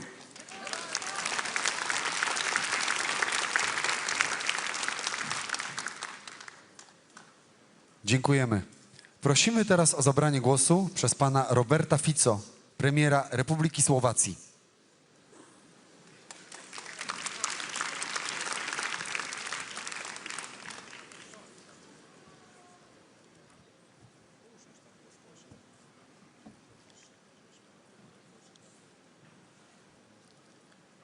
Dobrý deň from Slovakia. Ladies and gentlemen, it's a privilege to address this conference at a time when Europe faces the greatest challenges to its security, stability, and prosperity since the Second World War. We are today physically close to Westerplatte, the place where the Second World War started, and today I am going to pay my respects to the fallen brave defenders. The war in Ukraine continues for almost 1,600 days now, causing immense human suffering and devastation. Its consequences felt far beyond Ukraine's borders. For us in Slovakia, there is no better alternative to the full respect for the international law based on the key UN Charter provisions. Slovak government, ladies and gentlemen, calls always for more diplomacy. Judging by the latest discussions of the European leaders, more and more EU member states see its merits. I believe that the EU should support peace initiatives. This destructive war does not have a military solution and can be stopped only at the negotiating table. Earlier peace means less destruction, and less destruction means easier reconstruction. Without stopping the war, restoring sovereignty, democracy, and building a new prosperous and European Ukraine will not be fully possible. Also, Ukraine's reforms based on EU integration process will be more difficult, and millions of Ukrainian citizens will not return to their homes but will instead focus on building new futures elsewhere. Ladies and gentlemen, the greatest asset of Ukraine are its people.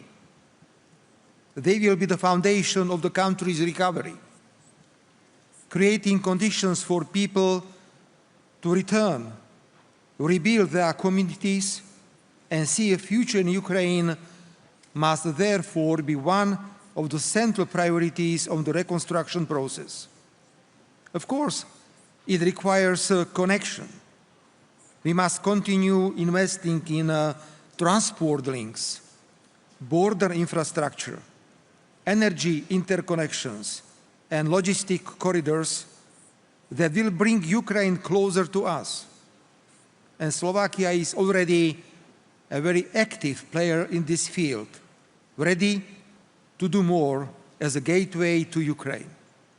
At the same time, recovery must be rooted in people and places. Cities, regions, and municipalities are where recovery becomes a reality. This is why Slovakia supports practical regional cooperation. we want to develop the Carpathian Initiative as a trilateral platform of Slovakia, Ukraine, and Poland. Slovakia has provided development and humanitarian assistance worth more than 35 million euros, including almost 9 million euros in material humanitarian aid, from medical supplies and equipment to generators, energy infrastructure components, and other essential support. This assistance also includes protection for over 150,000 people fleeing the war in Ukraine. This represents around 2.6% of our citizens and places Slovakia among the countries that have carried one of the highest burdens of solidarity in the European Union. Ladies and gentlemen, in the near future, our countries prepare to hold the 4th joint session of the Slovak and the Ukrainian governments. This is a unique mechanism of bilateral cooperation in our region that we highly value. It is based on practical results, open communication, and the belief that partnership and dialogue are often the most effective paths to achieving sustainable outcomes. Energy security is one of the best examples of what practical cooperation can achieve. We are contributing through an energy infrastructure program with a total value of approximately 100 million euros, aimed at strengthening and stabilizing Ukraine's electricity system and supporting its integration into European energy markets. Together, we are increasing the capacity of the electricity interconnector between Veľké Kapušany on the Slovak side and Mukačevo in Ukraine. These are not the declarations. These are concrete results. This is a two-way street. We strengthen the energy security of Ukraine, and we need Ukraine to support ours. Ladies and gentlemen, history will judge our generation not by the speeches we delivered, but by the solutions we helped create. Thank you very much.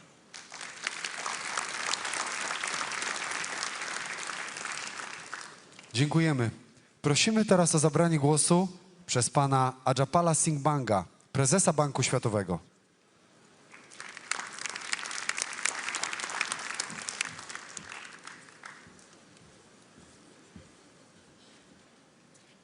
Thank you, and I want to start by thanking the governments of Poland and Ukraine for bringing us together. I've got 3 points to make, and the first one is that Ukraine has to be building the economy of the future. In that point, I would like to bring out the story of Poland. Poland's own development story is one of hard choices and sustained reforms and private enterprise and integrating with Europe. It did not happen overnight. It was driven by the determination of its people and a determination to build a better future, even in the face of uncertainty. And today, Poland is one of Europe's economic bright spots.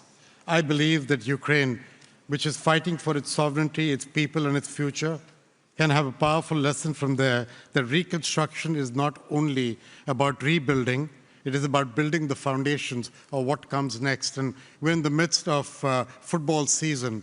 If you follow Ronaldo or Messi, they don't score goals by waiting. They score goals by anticipating where the ball goes. And that's where they are, and that's how they play, and that's how they lead. We've got to do the same with the Ukrainian rebuilding of the future. You know, skate to where the puck is going, run to where the ball is going. And I think that's a huge opportunity. The second point I want to make is that we have been steadfast partners for Ukraine's development over this period. The bank has mobilized through the generosity of many donors, many of whom are in this room, a total of 90 billion that has been put to work in Ukraine.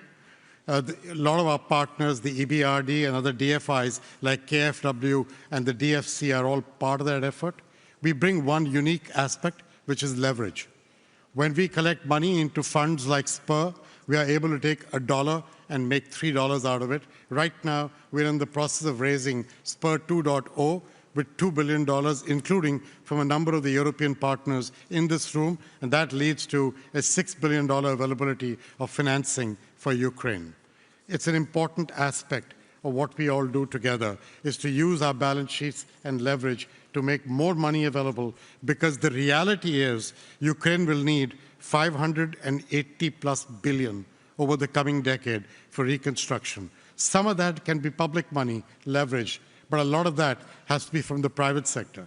And the private sector will not come without rule of law, without reforms of the right type. You've heard a number of speakers before me. I'm not going to elaborate on that, but I will say this. There are reforms that Parliament needs to pass. Those are being done, but they get complicated.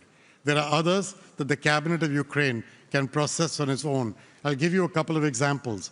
Launch a sort of viability gap fund to enable the gap between the risk of a project and the likelihood of it getting executed, to enable that to be met. Do basic energy sector reforms. That's another example of what they could do. Begin the pathway towards privatization the right way. We're working with the government of Ukraine on all of these to enable private sector money to come at scale into this exercise. So what will that do? These kinds of reforms, the immediate ones, they will show momentum, and they will show that the path towards Europe is a real pathway, a pathway that Ukraine can aspire to and work towards. So what I'm here to tell you is, we at the World Bank, we are very committed to being partners for Ukraine in its journey towards the future, in its journey towards the soccer ball going to a new location. They've got to get to that location. We're very much a part of what they want to be, and I believe that the Ukrainian people must be allowed to help choose their own future in this way, encouraged by all of us, encouraged by our support, but not anything more than that. Helped, encouraged, and guided, but then it is their future and their choice to make, just like the Polish people did when their opportunity came. So I'm glad we're here in the right place at the right time, happy to be of help, and want to be a part of the future for Ukraine as well. Thank you very much.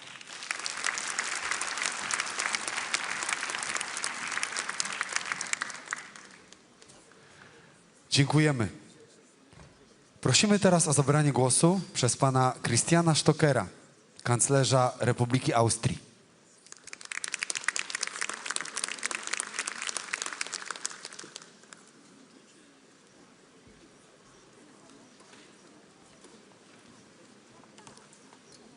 Prime Minister Tusk, Prime Minister Svyridenko, President Costa, President von der Leyen, Excellencies, ladies and gentlemen.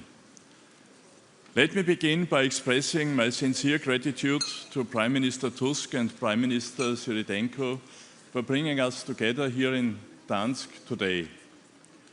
Today we meet not only discuss reconstruction, but reaffirm a political promise that Ukraine's future will be decided slowly by itself, and that Europe will stand firmly on its side on this journey to peace and prosperity. Russia's war of aggression against Ukraine has destroyed lives, homes, and cities, but it has not destroyed the resilience and determination of the Ukrainian people. Our common goal is clear: a sovereign and secure Ukraine anchored to the European family. The opening of Cluster 1 of the EU accession negotiations this June was a well-deserved next step.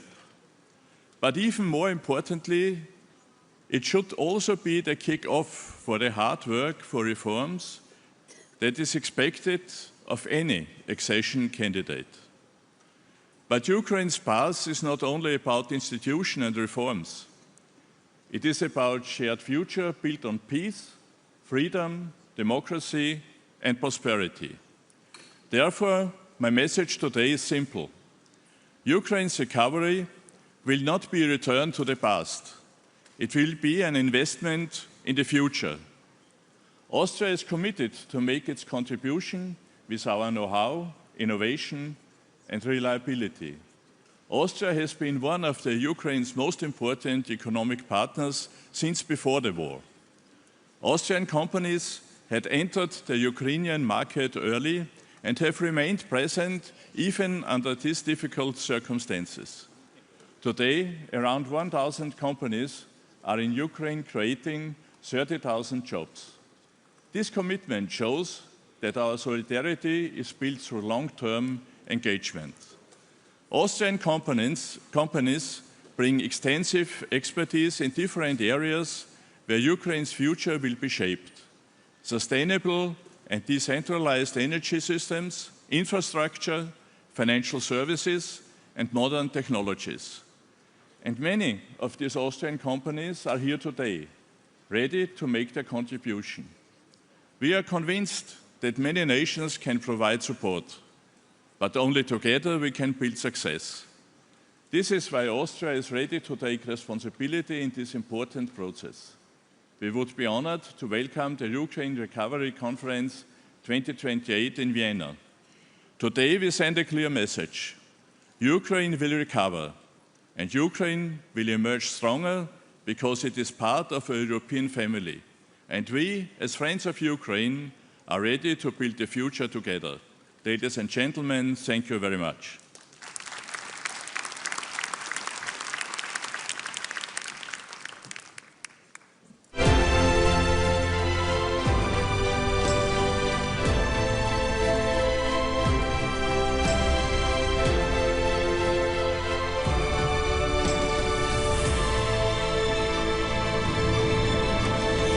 Szanowni Państwo, teraz zapraszamy na dwa panele dyskusyjne. Już za chwilę pierwszy z nich zatytułowany Defending West Values and the Future Through Building Back Better. Moderator Rob Oliphant, sekretarz parlamentarny Kanada. Uczestnicy David Lammy, wicepremier, lord kanclerz oraz minister sprawiedliwości Wielkiej Brytanii. Jeremy P. Lewin, podsekretarz stanu do spraw pomocy zagranicznej, spraw humanitarnych i wolności religijnej, Stany Zjednoczone. Radmila Siekieryńska, zastępca sekretarza generalnego NATO. Matthias Kormann, sekretarz generalny Organizacji Współpracy Gospodarczej i Rozwoju. Maria Malmer-Stenergaard, minister spraw zagranicznych, Szwecja. Odil Renobaso, prezes Europejskiego Banku Odbudowy i Rozwoju. Tone Kaiser, minister spraw zagranicznych, Słowenia.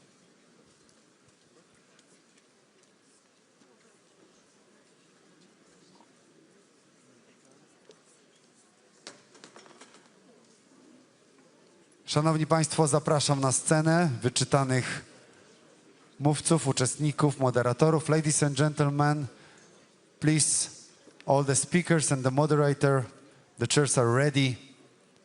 We can begin.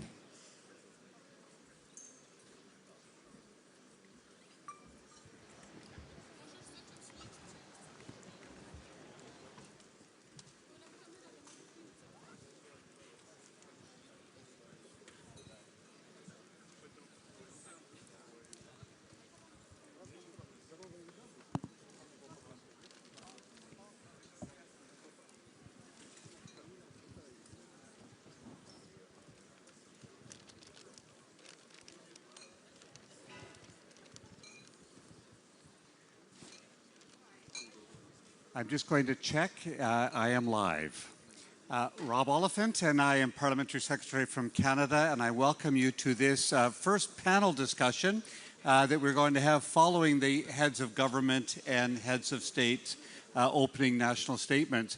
This gives us a chance to engage a little less formally in our discussion on how we are moving towards the integration of European values in Ukraine towards sustainable peace and sustainable development of its economy and, most importantly, of its people.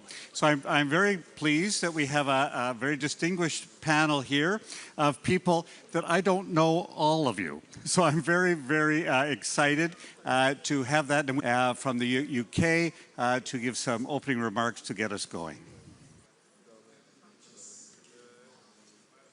So much, Donald Tusk and our Polish hosts, and of course Prime Minister Shevchenko, for hosting us here once again at this really, really important gathering as we look forward to both continuing to support Ukraine, but also the renewal of Ukraine once this war has ended. And just to offer some initial reflections. The first is to absolutely maintain that for the West, and certainly for friends in Europe, we recognize that Ukraine is on the front line, and this is absolutely our war too. And that's why we've stood with Ukraine right from the very beginning, and I was very pleased to recommit the UK and to announce our 270 million further donor contribution to Ukraine over this time. And we made a commitment now a few years ago that we would continue to support Ukraine militarily, economically, and politically for as long as this war continues.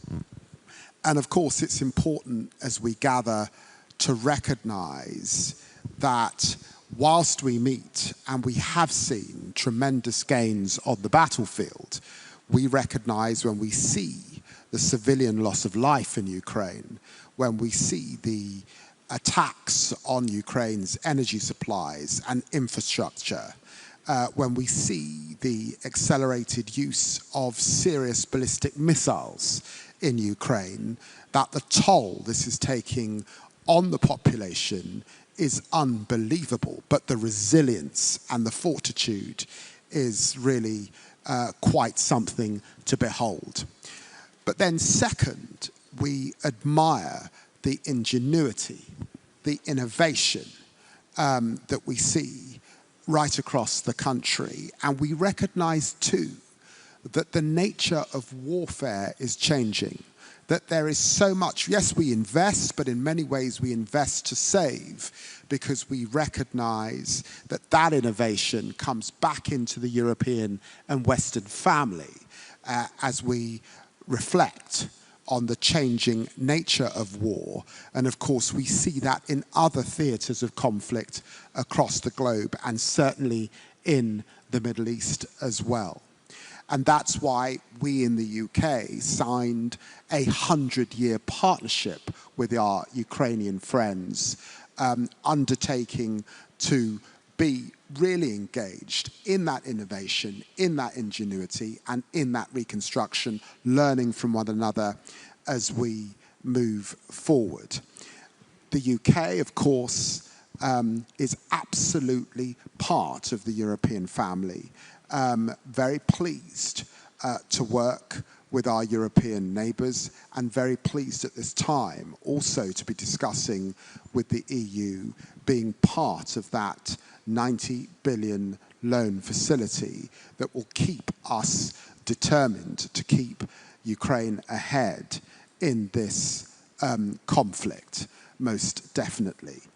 And I was also very pleased that at the G7 last week, we were absolutely united in the statement that was put out, and it was good to see our friends in the US engaged in what a peace can mean and focusing on the successes of Ukraine on the battlefield over this last period. So that's my initial reflections. Thank you. Thank you, David. And it's the panel is interesting. Much like this whole conference is a blend of private and public sector. And on the public sector, we have both national governments as well as multilateral bodies and international financial institutions. I think I'll turn to Odile next to bring in that the European perspective from the Development Bank.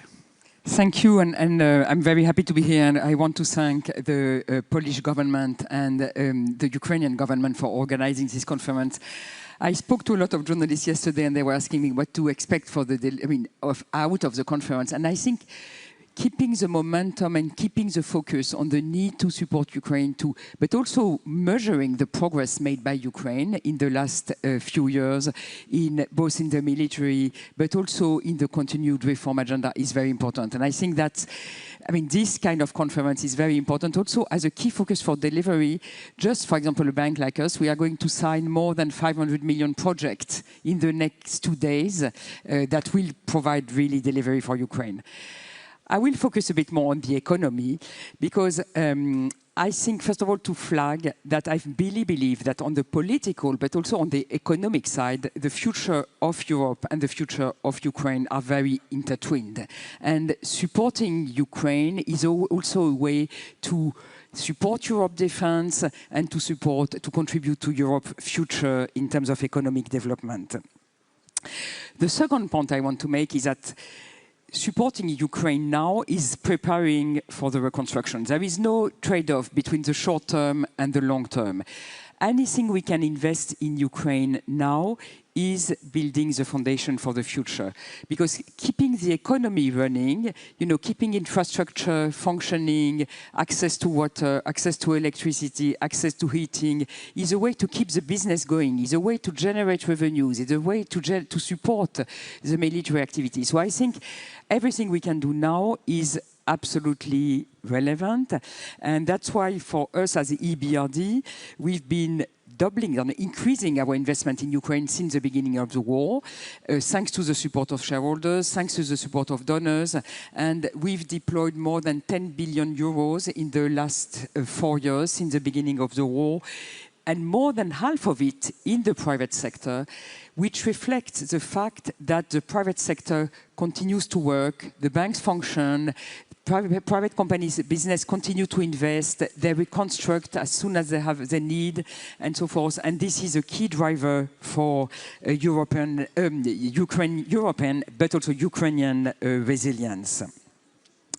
And when preparing for the reconstruction, preparing on building back better, we need to think about the foundations of what is absolutely needed to do that. The first thing is scale, and that's why working through Multilateral Development Bank is a very good way to get scales because you get leverage. That's what Ajay Banga explained. With €1 put in the bank, we can deliver €4 of investment. And this is a very strong way to deliver together also in a coordinated manner on a shared objective. The second very important takeaway for me is the need to continue reform. Governance, rule of law, transformation of state-owned enterprise, good market functioning, competition, all this is fundamental for a good use of funding now in Ukraine, but also for attracting private investors. Because private investors, they need clarity, they need stable, they need credible and reliable business environment.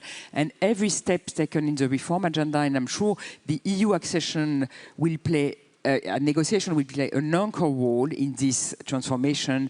This will be a key component. The second one is mobilizing private sector. We have developed a number of innovating mechanisms in order to blend, to create guarantee mechanism to facilitate, for example, insurance market coming back on the logistics goods in Ukraine. We have been exploring also new ways to guarantee credit for SMEs. So all this we need to continue and to continue to scale that up. Third key driver will be deeper integration with the EU market through standards, through connectivity, and there were a lot of discussion this morning across infrastructure and how to connect electricity, railway, roads with the EU, and through convergence of the economies. The fourth component is human capital. There has not been too much talk about that, but helping with the reintegration of veterans, training people, helping people to come back in Ukraine, all these elements will be a key component for the recovery because shortage of human capital is one of the main challenges for businesses today in Ukraine. And last point I want to make is to the need to act with urgency. Anything we can do now will prepare a better future for Ukraine in the future, and working together to this end will be, key for our collective success. Thank you.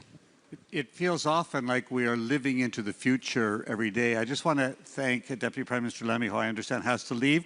Intervention must have been told to me that you had to leave early, so thank you for contributing right away. One of the collateral benefits we've had from Russia's illegal invasion of Ukraine is the shrinking of the Atlantic Ocean and the Euro-Atlantic, transatlantic relationship. And I'm going to turn to Jeremy now from the American perspective to offer some of his wisdom and thoughts. Thank you. Thank you. Since he took office in his second term, President Trump has been very clear that this war, which is now entering its 5th year, needs to end. And we need to find a way to bring about peace. And that's a challenging process, and it's one that involves everything from reconstruction to sanctions to battlefield progress. And I think, as many have pointed out, through Ukraine's bravery and its ingenuity, in this 5th year of the war, they're making incredible progress, which to many is a signal that perhaps we may be reaching another opportunity to drive towards peace.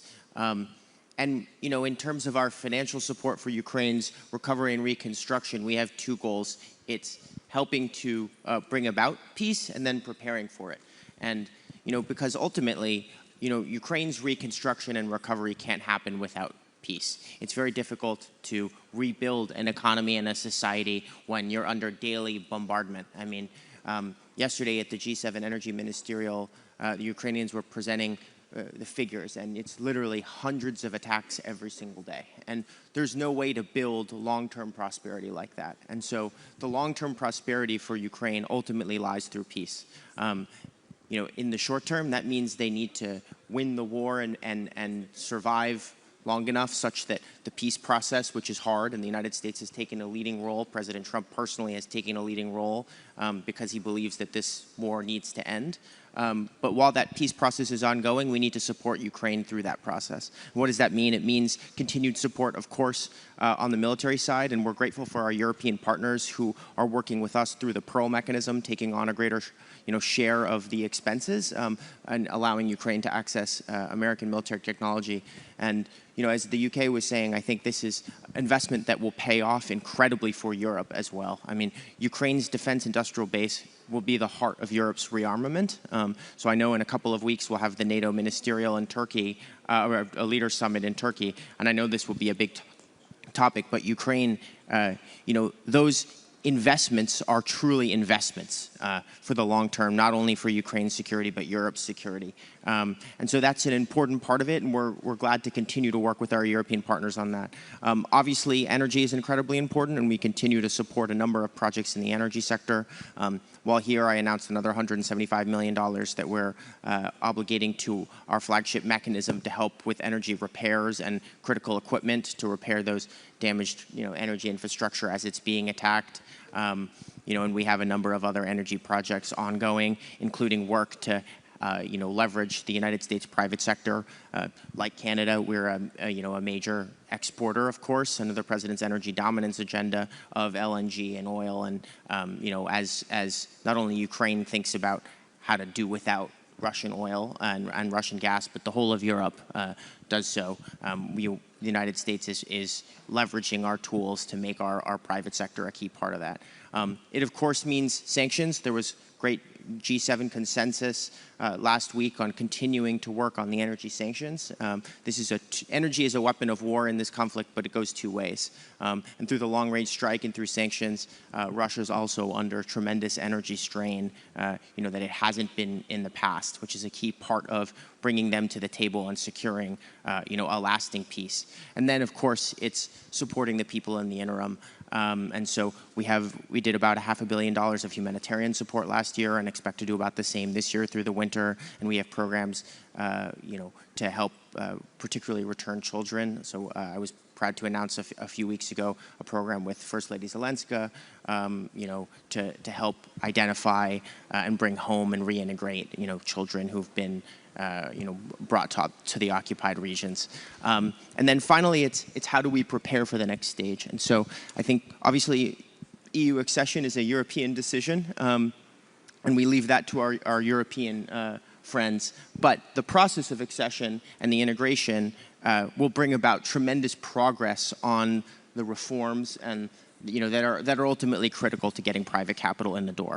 I mean, we talk about private capital. I know many people have said this already at this conference, but our private investors in the Western world have tremendous opportunities to earn a financial return elsewhere.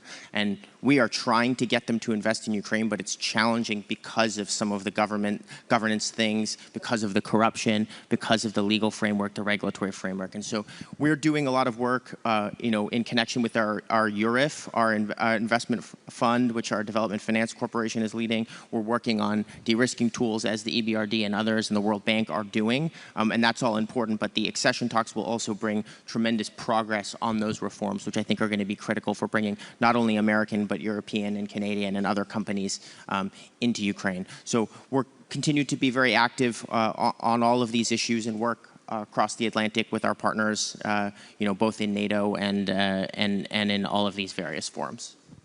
Thank you, Jeremy. And keeping that transatlantic theme going, one of the challenges, obviously, that Canada has faced from the United States is to up our defense spending. And we are very proud that we are making those targets. And it's part of our commitment to NATO as a sovereign country, but also reflecting on NATO's role in encouraging all of us. And I'll turn to Radmila now to offer a NATO perspective. Burden sharing. Burden sharing. When one participates at panel 2, prior to lunch, I think this is the time to invoke the rule of I have 3 points. And this is what I'll do, and hopefully I'll keep them short. So the first point is that NATO's commitment and support to Ukraine has been and will be unwavering. It has been like this since the first day of Russian aggression towards Ukraine. And in all these years, we have really made sure that our deeds match our words, because I fully agree with one of the speeches before us. It is not the speeches that will move us closer to the security, and it won't be speeches that will help Ukraine in the fight. But let me be very clear. Ukraine resilience and courage was visible every single day in the last few years. But what we see now is even a new phase in the war. And what we have seen now, especially not only Ukraine being able to resist on the battlefield, but also when we saw the images of targets struck in Moscow, in St. Petersburg, by Ukrainian, really strong knowledge, expertise, and courage, this really marked a new phase in the war. And this has shown and has been assessed at the last UDCG we had a week ago in Brussels, really a window of opportunity. And this is what President Zelensky was talking about. This is what their Minister Fedorov was talking about.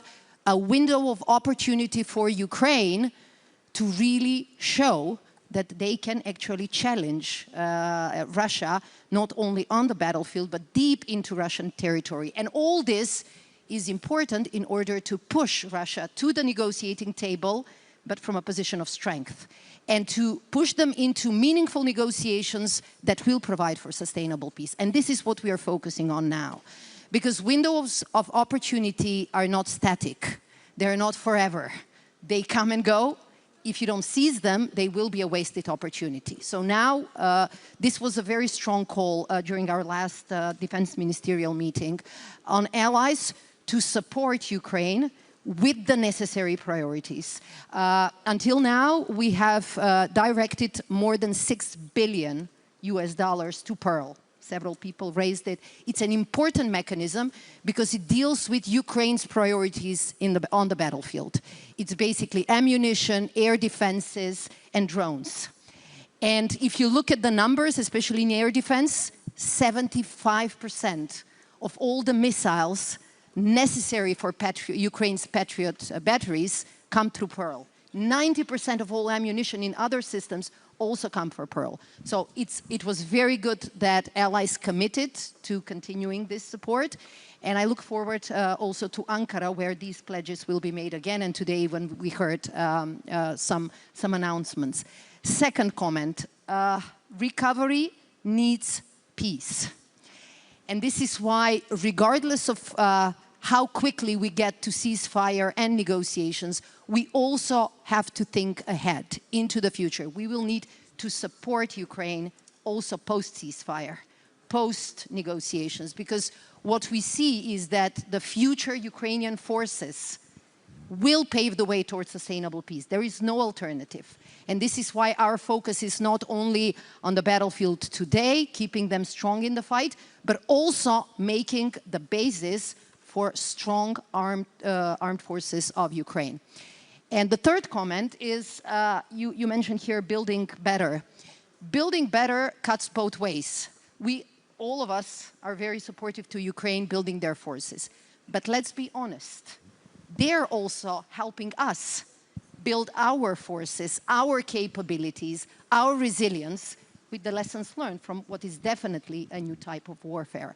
So there is an element of a two-way street that we have to acknowledge here, and I was glad that many presidents did that. At the end, let me just say that we do see our commitment not only as a question of solidarity, not only as a question of believing in the same values. We see this as a shared interest. We are also investing in maintaining peace and stability at our borders. One of the other collateral benefits of Putin's illegal invasion of Ukraine is 2 wonderful new members to NATO. And Canada was very pleased to be, I believe, the first to accede to Sweden joining NATO. And it wasn't so much because we thought Sweden needed NATO, but NATO needed Sweden. Maria, take your turn.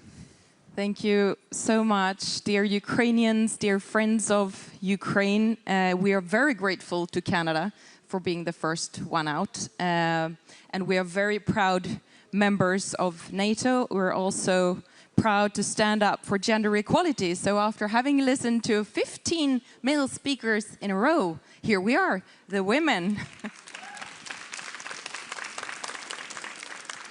But I want to talk about another woman whom I never met, but whom I admire very much. Her name is Lana Czarnoorska.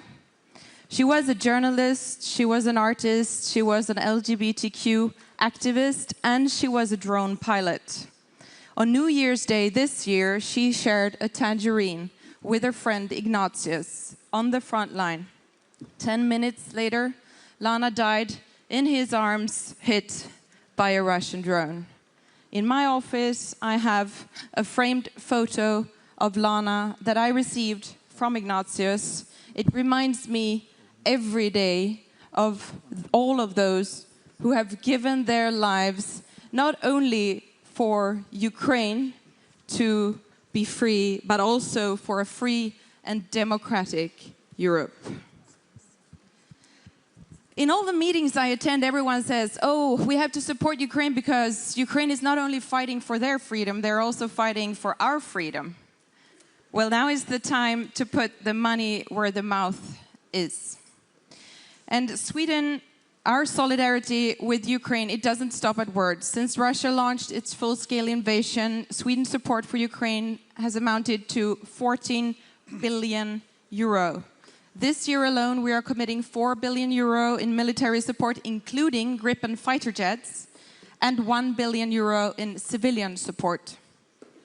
And today, I'm here to announce another support package in 3 parts. So in short, 137 million euros in energy support before this winter.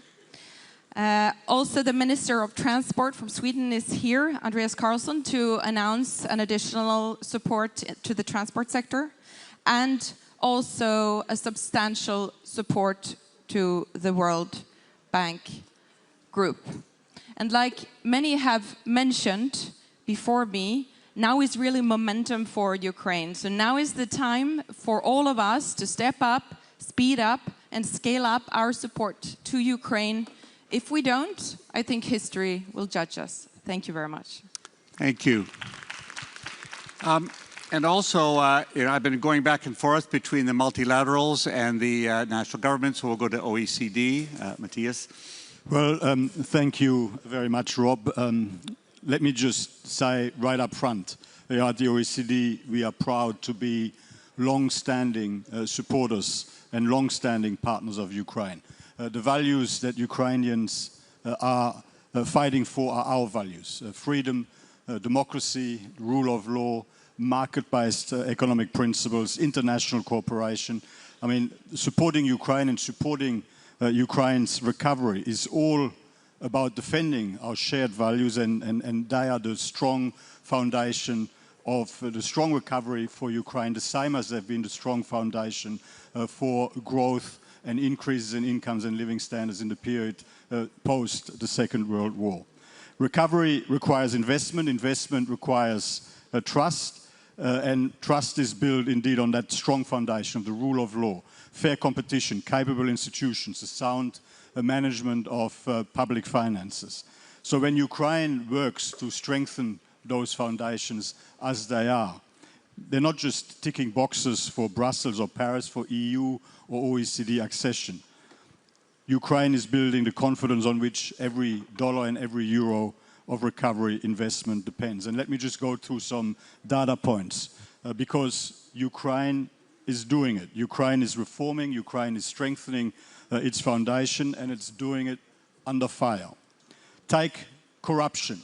I mean, corruption is a challenge so many assume Ukraine cannot overcome. But let me take you to some of our data.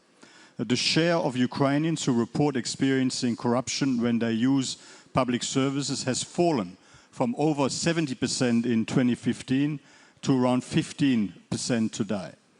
And just this week, our OECD Anti-Corruption Outlook found the quality of Ukraine's anti-corruption framework now meets 73% of our best practice criteria against an OECD average of 38%. On some measures of public integrity, a country at war is now outperforming the average of the world's advanced democracies.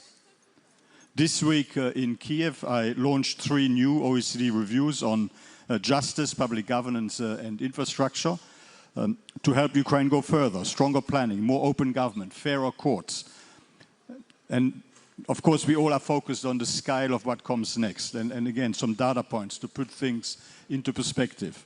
Our friends and colleagues at the World Bank have identified that Ukraine's recovery needs are estimated at almost $588 billion US, nearly 3 times the size of its entire economy. To put that into perspective, the Marshall Plan, which covered much of Western Europe, in today's money, came in at about $180 billion US.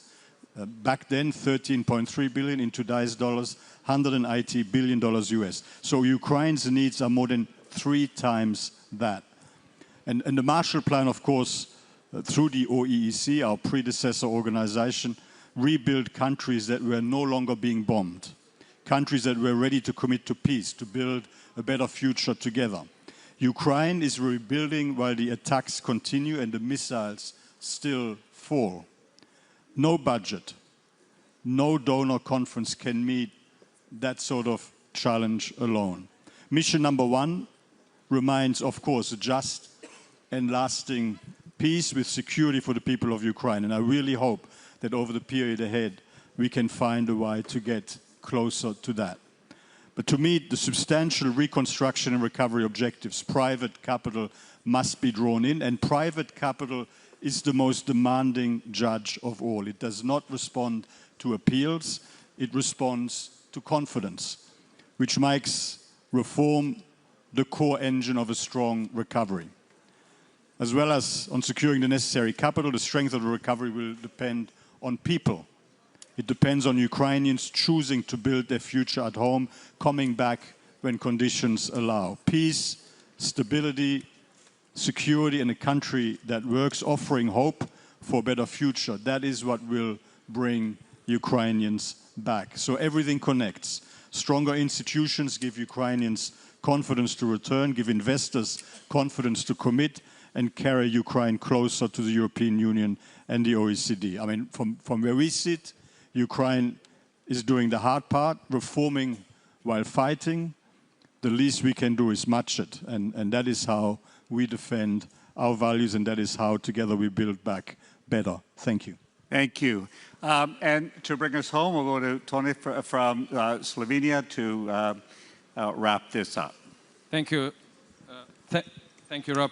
It's not easy to be a panelist at the panel where people are dropping out and only the strongest and the most stubborn are staying. And that's NATO, OECD, and survive. Yep. Sorry, to put the joke away. It's also very symbolic. You know, 35 years ago, Slovenia opted for freedom, democracy, rule of law. What today we see Ukraine is fighting for. And we were immediately attacked. And then the message came from the European Union, you are not alone.